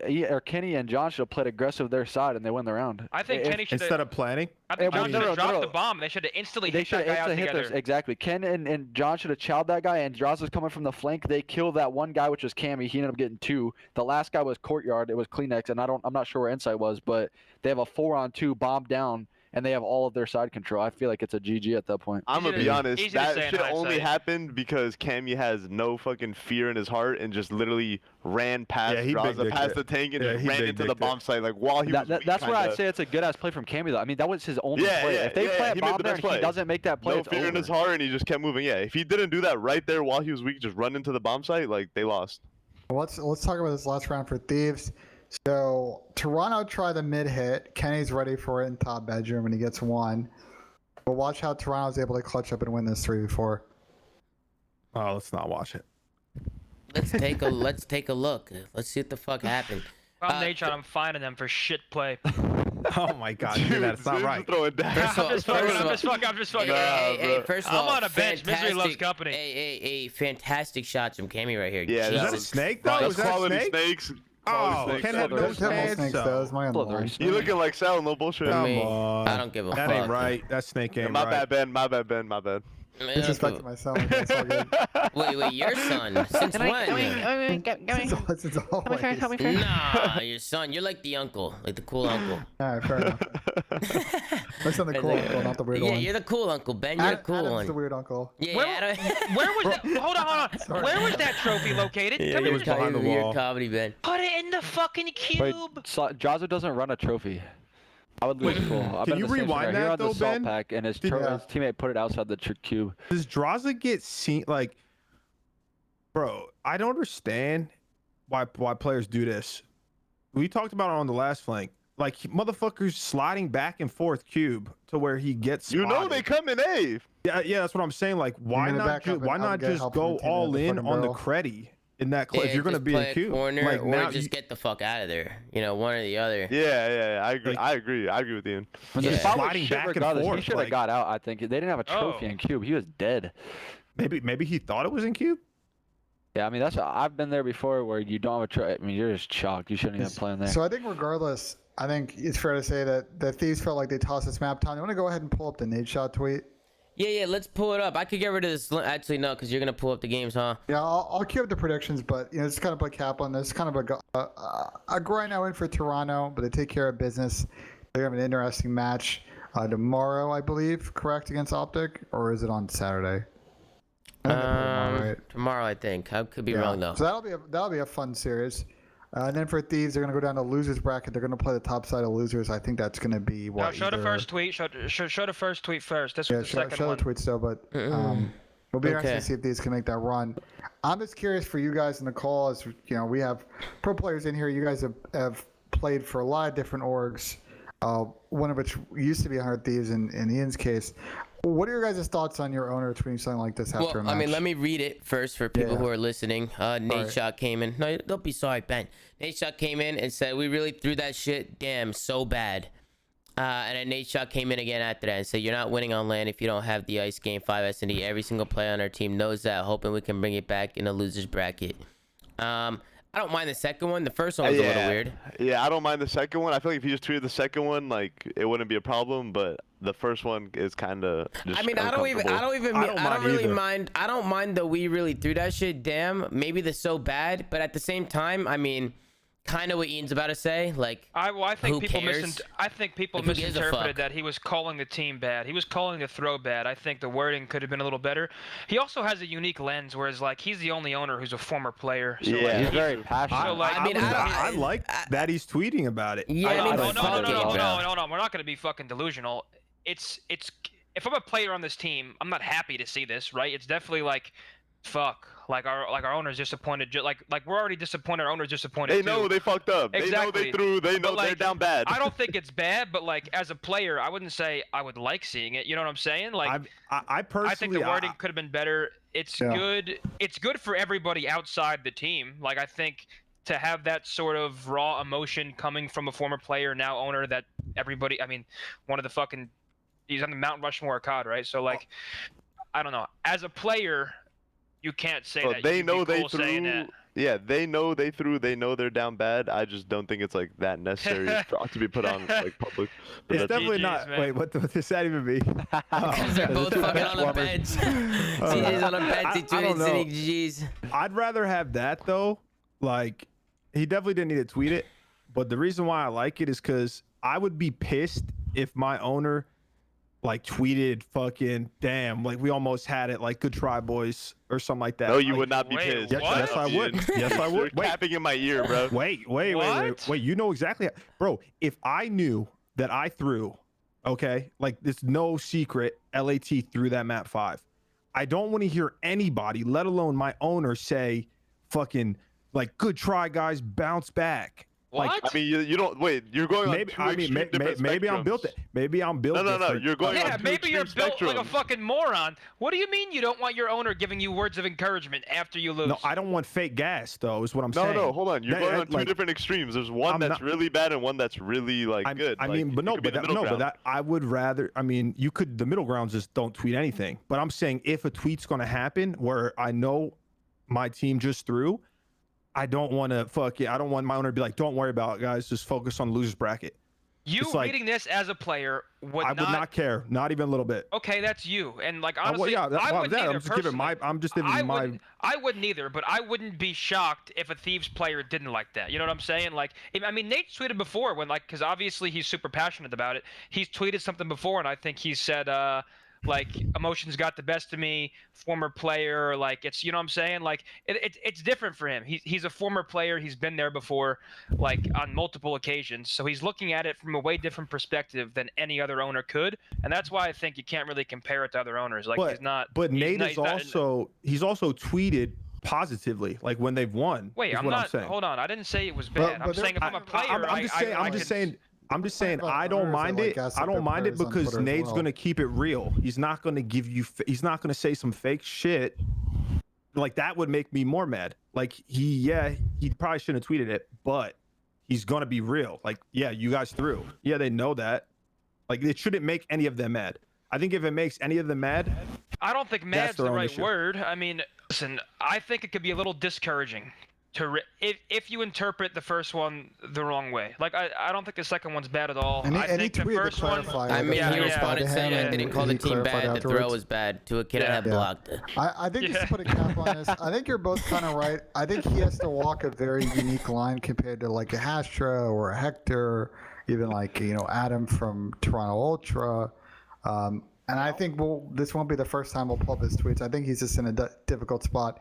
He's passionate, but his words matter on Twitter, and it's always going to be curious to you guys' perspective on what you think when he sends those messages, either positive or negative. Yeah, I think for me, it's like, I don't think it's really that big of a fucking deal, bro. Like, it's just a tweet on Twitter. I agree. It's the owner, but like, who gives a shit? The guy just wants to see his team win, and he's clearly frustrated. Emotions are high. I mean, I'm sure he's very realistic with the guys, like Ian said. Like, I don't even know why we're talking. Like, I was just thought we were just gonna look at the tweet and just be like, yeah, man, he's just pissed. Like, I think we're looking too far into it. Who gives a fuck? That's personally my opinion on it. I don't know if anybody else agrees with that. I just don't think this is like really. I think it's being blown way out of proportion. He's frustrated about he felt like he didn't have the ice and didn't clutch up. It is, Tom. I think we can do the predictions, Tom. All right. Let's go to the predictions. Let me just switch screens so I don't fucking fuck this up. The link like you did 2 times already on the show. Yeah. Here you go. Ben, are you roasting me, Ben? Yeah, I am cooking you a little bit. It's okay. I'm used to it. They just don't know. The flank doesn't know that Ben's always cooking me. But it's well deserved most of the time. But we had some good banter today on the watch party. Go ahead, over just for speaking. Oh no, I was gonna say we always have banter. I mean, people think I'm always being so mean to you, Ben, but they don't know our banter. So you and I have a good back and forth, and that's why this show got formed. Yeah, we wanted to I'm glad you said that, because people probably think I'm the biggest dickhead when they hear me talking to you. They probably think I'm an asshole. Which maybe I am. First thoughts, by the way, looking at these matches. In the first match that Pee Wee caught, and as Enable calls it, I think. Not the whoa. We might catch a strays. The other 3 matches are pretty interesting, so let's dig into it. Yeah, let's get into it. I mean, we kick things off tomorrow at 3 p.m. Eastern with the London Royal Ravens against Seattle Surge. And then we got the Florida Mutineers going up against the New York Subliners, Dallas Empire versus Minnesota Rocker. And to end things off, we got Optic Chicago going up against Toronto Ultra. That's gonna be a fucking match. We got a fucking crazy matches tomorrow. Banger of a day. A fucking banger day. I'm curious to get some predictions. I don't want to get hung up. We've been going for over a couple hours now, so we'll try and speed through them, and everybody just kind of give like their opinions and who they think is gonna win. I'll kick things off with London and Seattle. I think Seattle's gonna win. I'm gonna go 3-2 Seattle. It's gonna be a nail biter, but I feel them, taking the edge here. So that's my prediction. What do you guys think, Ben? We'll start with you, and then we'll go down. I liked a little bit what I've been seeing from London as of late. I just feel like Seattle on land, against these weaker teams, I think they're going to kind of grind it out. They're playing pretty loose, taking a 3-2 as well. Oh, who go? We'll go down the list. We got Ian. Ian, you go first, and Lamar, Josiah, and then Zin. They'll end things off. Go ahead, Ian. I got 3-1 Seattle Surge. I think they're going to make a little bit of a run. Well, maybe not because FaZe lost, but I think they're going to beat London at least. We'll see. Lamar? Yeah, I got Surge 3-1. Oh, wow. We're all going Surge. Interesting. Josiah, who you got? I'm going the opposite way. I got London going 3-1. I think Surge has been really poor at S&D this year. I don't see them changing it overnight, and I think after our Bucks are going to be able to take some respawns. So I got 3-1 London. It's not a bad prediction, honestly. I can see where you're coming from with that. Zin, what do you think? Solid reason. I got 3-1 London as well. Okay. I think they're better at Surge, and I do think people are giving Surge a little too much credit for winning versus Paris, and I got Ravens. Okay, and then we kick things off against the Florida Mutineers going up against the New York Subliners. Listen, to me, the New York's been looking real rough, man. They come out today, they scrapped a win versus Paris, they scrapped a win versus LAG. Obviously, those are 2 teams in the bottom of the league. Do I think they have what it takes to take down Florida? Of course, and I'm going to support them. I'm going to go with New York, right? That's just because, I got to support my guys and build them up. But I'm curious to see what you guys say about this one, because I know Florida's another team that's been showing a lot of inconsistencies, man. Like, these guys are like, they're so up and down. It's like, I don't know what kind of teams we're going to get tomorrow between both Florida and New York. I don't know what New York we're seeing and what Florida we're seeing. And I don't know if you guys agree with me, but Ben, Florida I'll let 3-0. you. Okay, well, Ben, I'll let you. Just cut the line just to say that. I would say, wow, New York's 4-0 against Florida. Sorry. They played that series the last major, and Florida came up short. But looking at like the teams that Florida's lost to recently, Toronto and Minnesota. Those are teams that both won today. So I'm actually going to go ahead and say Florida 3-1. It's going to suck for the New York boys. Come up and place here top 10. But I think Florida's a stronger team right now. Lamar or Ian, who you got? My bad. I skipped Ian. I agree with Ben. I mean, Florida, their wins are still sloppy. I think they rely too much on having to outslay, but NYSL just don't look good to me, dude. Like that series versus LAG was way too close. They should have. It's concerning, I guess, moving forward. And I think Florida's just going to be on point. So I think it'll be 3-1. Cool. I'm gonna take Florida too, to be honest. I think that New York's like wins have been, like Ben said, versus like the two bottom teams, and they've been like close games. And I think Florida has just been playing at a better level than that. So I think I'll take Florida, probably 3-1 or 3-0. Josiah. It's going to be an absolute battle, I think, back and forth. But like you said, I think both teams have been kind of inconsistent. But I think Florida is the better team. I think they'll win 3-2. Game 5, I think they'll take both searches and steal a respawn. Zin, who you got? You already fucking blabbered it, but go ahead. I got Florida 3-0. I didn't like what I saw at all today with New York versus LAG. If they're struggling to beat them, I think Florida's a different beast, so that's all I got. I mean, I think you're all wrong. New York 3-0. Florida's trash. On to the next one. Just kidding. I honestly think coming into it, Florida does look like the better team. They do. I mean, I think New York has, has a higher ceiling. If those guys are on point working with each other, I think it's going to be really tough for New York to take them down just by how they've been looking, honestly. But I know New York can come out and definitely make some fucking noise and make something happen. So I think it's going to come down to what I said in the beginning. I don't know what Florida we're going to get. I don't know what New York we're going to get. I'm curious. I'm just really ready for this series, man. I'm excited for it. So that's going to be a big one tomorrow. And then we got Dallas Empire going up against Minnesota Rocker. This one gets tricky to me because Dallas is a really good team. They've been showing a lot of promises. They've been hitting form. I think the main thing for me is just seeing Illy been pulling weight. This kid's really picking up the pace. Vivid's been on another level. You know what you're getting out of Shotzi. No matter what he's doing, he's annoying as fuck to play against. And then you have Porter, who's fucking down in 2 fucking packs of bogues a day. He's fucking going nuts on a fucking racetrack. He cut off my Uber driver. I don't know if you guys saw, but I was in a car. And fucking he cut off my Uber driver. And my Uber driver goes, I just got cut off. I look up. It's fucking Porter with fucking sunshades on, with sunglasses on, looking at me drinking a coffee. I said, what a fucking asshole, bro. Revving his fucking Porsche. And he even know it was me, which is fucking comedy. But then on the other side, I got Minnesota Rocker, who took down Atlanta FaZe today. That looked like a team that they're just coming out. It seems like they kind of hit rhythm a little bit. I heard practice has been going well over there for them. So, these guys are going to come out to play and try and make a statement, especially after taking down a team like Atlanta FaZe. So I don't know what to think. But I'm going to go with a prediction. I'm going to go 3-2 Minnesota. I don't know why. I'm going to go 3-1 Dallas. These teams played recently. I think that we will see Garrison Hardpoint in this series. But I think that Dallas is probably the better control team. I think S&D maybe goes the edge to Minnesota, but I kind of like where Dallas's hardpoint is right now. And therefore, I think they're going to go ahead and close this out in 4. I guess that's a good prediction. What do you think, Ian? I agree with Ben. This one's hard, bro. No, this one's hard. I think it'll be 3-1 Empire. I mean, Minnesota definitely has to have a lot of confidence after beating FaZe. But Standy and P-Dog went absolutely off, and I feel like it's just going to be tough for them to have another series both playing that well. I mean, they shut Simp and Abizi down. Like, it's going to be hard to go from Simp and Abizi and then also shut Vivid and Shotzi down. You know what I mean? Yeah. Kind of, but Standy's also been great throughout the whole year. Like, Standy's been doing his thing. I feel like the main thing was P-Dog, and he's even been pretty consistent the last few times they've played. Like, he's been pulling weight too. He's been frying. Like, I feel like they actually been playing really well. Like, it's not even just today. Like, even like recently to what they've been doing, they've been showing a lot of strides of improvement. But I get where you guys are coming from too. I definitely get it. This is such a hard one to fucking guess. It's one of those things. Oh, sorry. Oh, no, go ahead. No, I was just going to say, it's one of those things. I think if they played today with Minnesota coming off of that high of beating FaZe, I could see Minnesota dominating. Like, having a full night's rest and everything. I don't know. Yeah. The Empire's a really strong team, so I feel like it'll be tough for Minnesota. I do.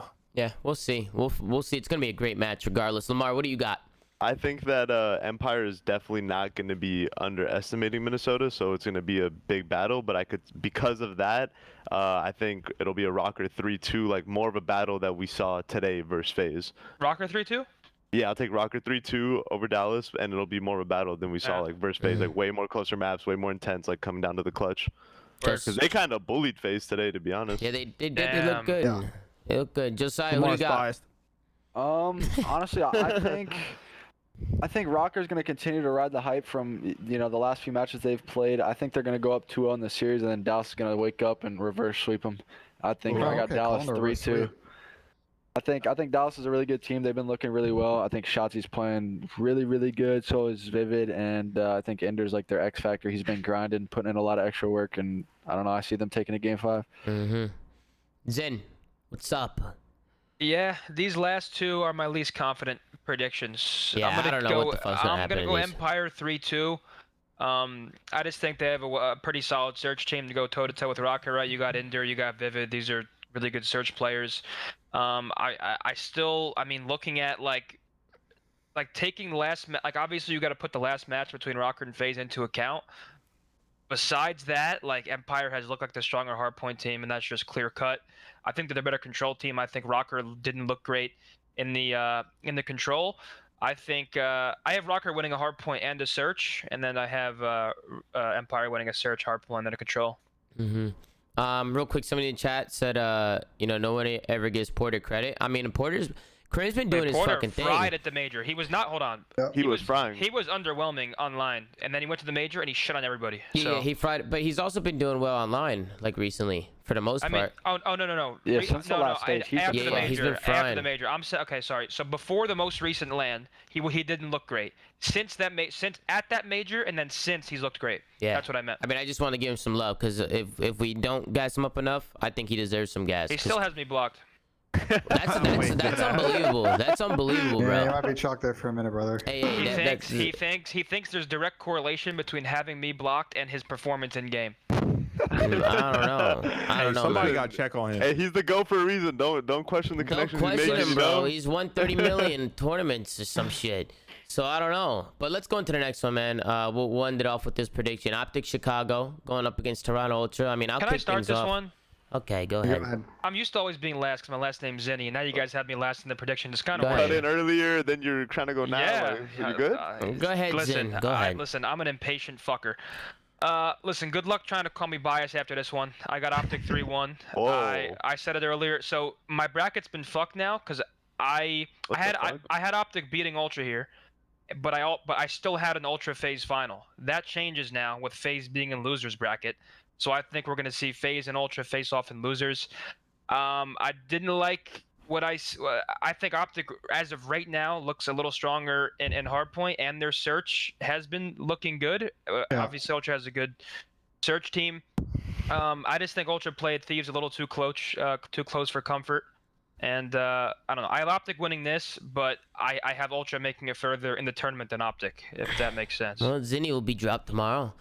Good luck, come be biased now. I got Optic Chicago 3-2. I feel like regardless, obviously any team can win this, as well as the last. Honestly, the next three, maybe the first series, but the next three, I feel like anyone can win them. To be honest, I think Optic Chicago have just been hitting form. I just feel like they're gonna close it out. I just feel like there's something about them right now. They just have this aura around them. I feel like they're super positive. They feel really confident. And you can see that in their play styles. I could see it being scrappy because I could definitely see Toronto either I could see them winning it, but my prediction is gonna be 3-2. I think it's gonna be a close ass fucking match. It's gonna be a grinder, and Optic's gonna come out and clutch it up. Marky, I don't give a fuck. Shit! So he's talking about Zinni. He's not talking about you. Okay. Tommy's about to pop. Wait, what did he say? What did he say? I was gonna say it's my prediction, Marky. You know what I'm saying? Zen said in a speech the other night he got a phone call from Marky B. You are benched. I had a sit-down meeting. Wait, bro, hold on.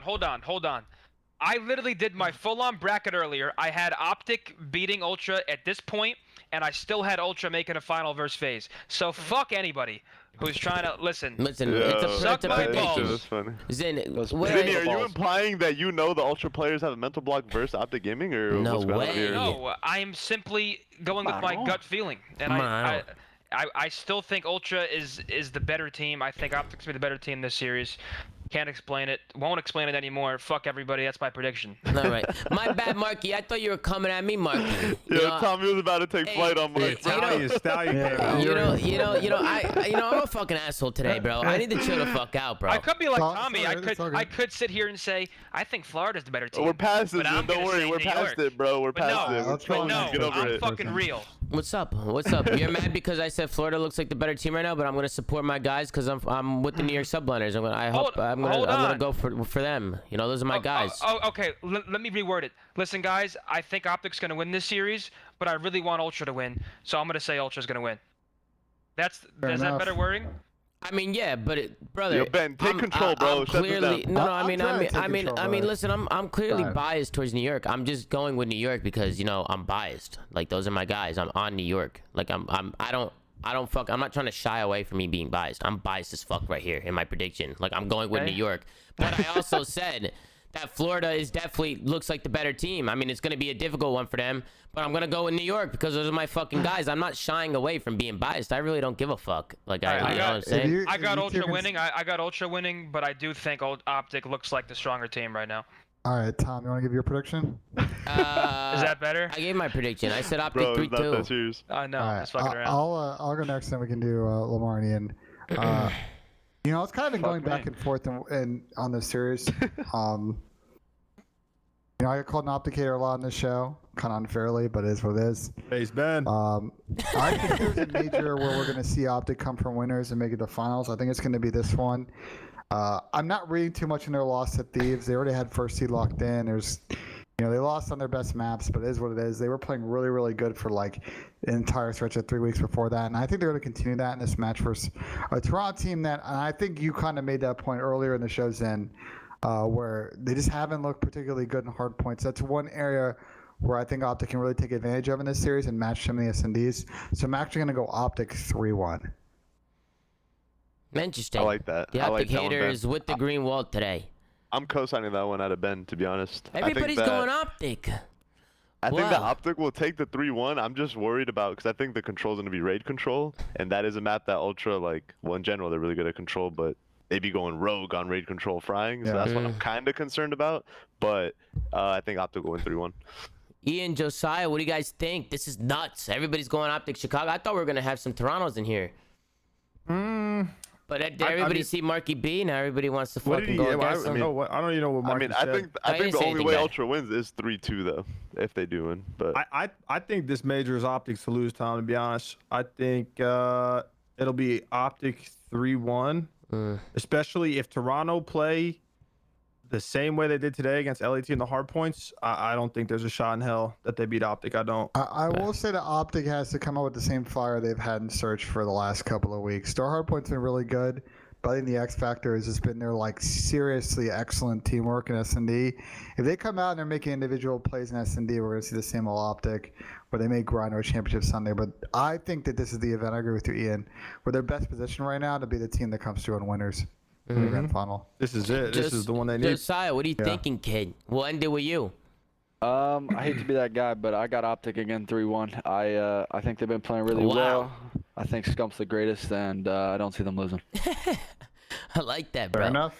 Supporting the king. I really thought we were gonna have some Torontos there. I don't know.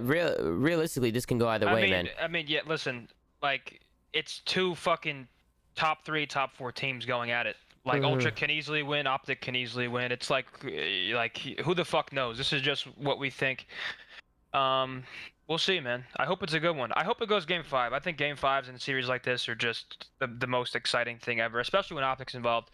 Because obviously for viewership's sake, right? Twitter's going nuts, the whole 9.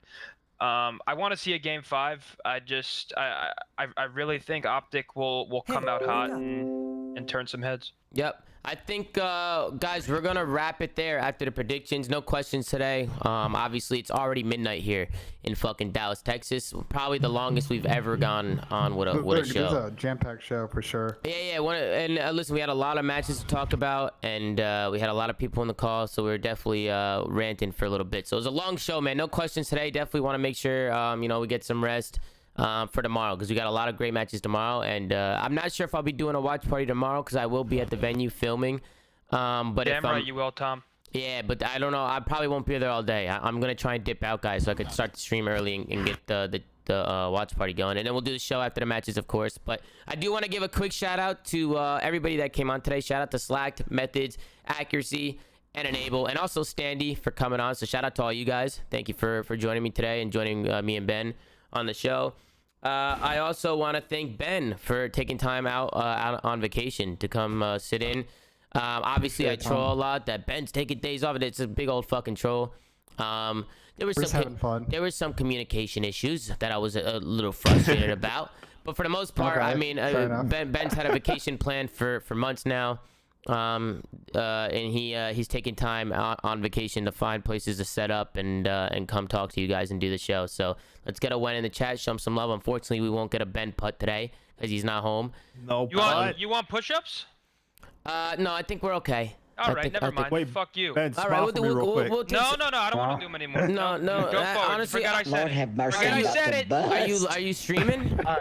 Yes, but no, I'm not doing push-ups. We'll close the show. Okay, we'll close the show. And then, yeah, I appreciate you guys coming on. Make sure to subscribe to the YouTube channel if you haven't already. Make sure to go to anchor.fm/theflank to check out all the audio shit that we're on.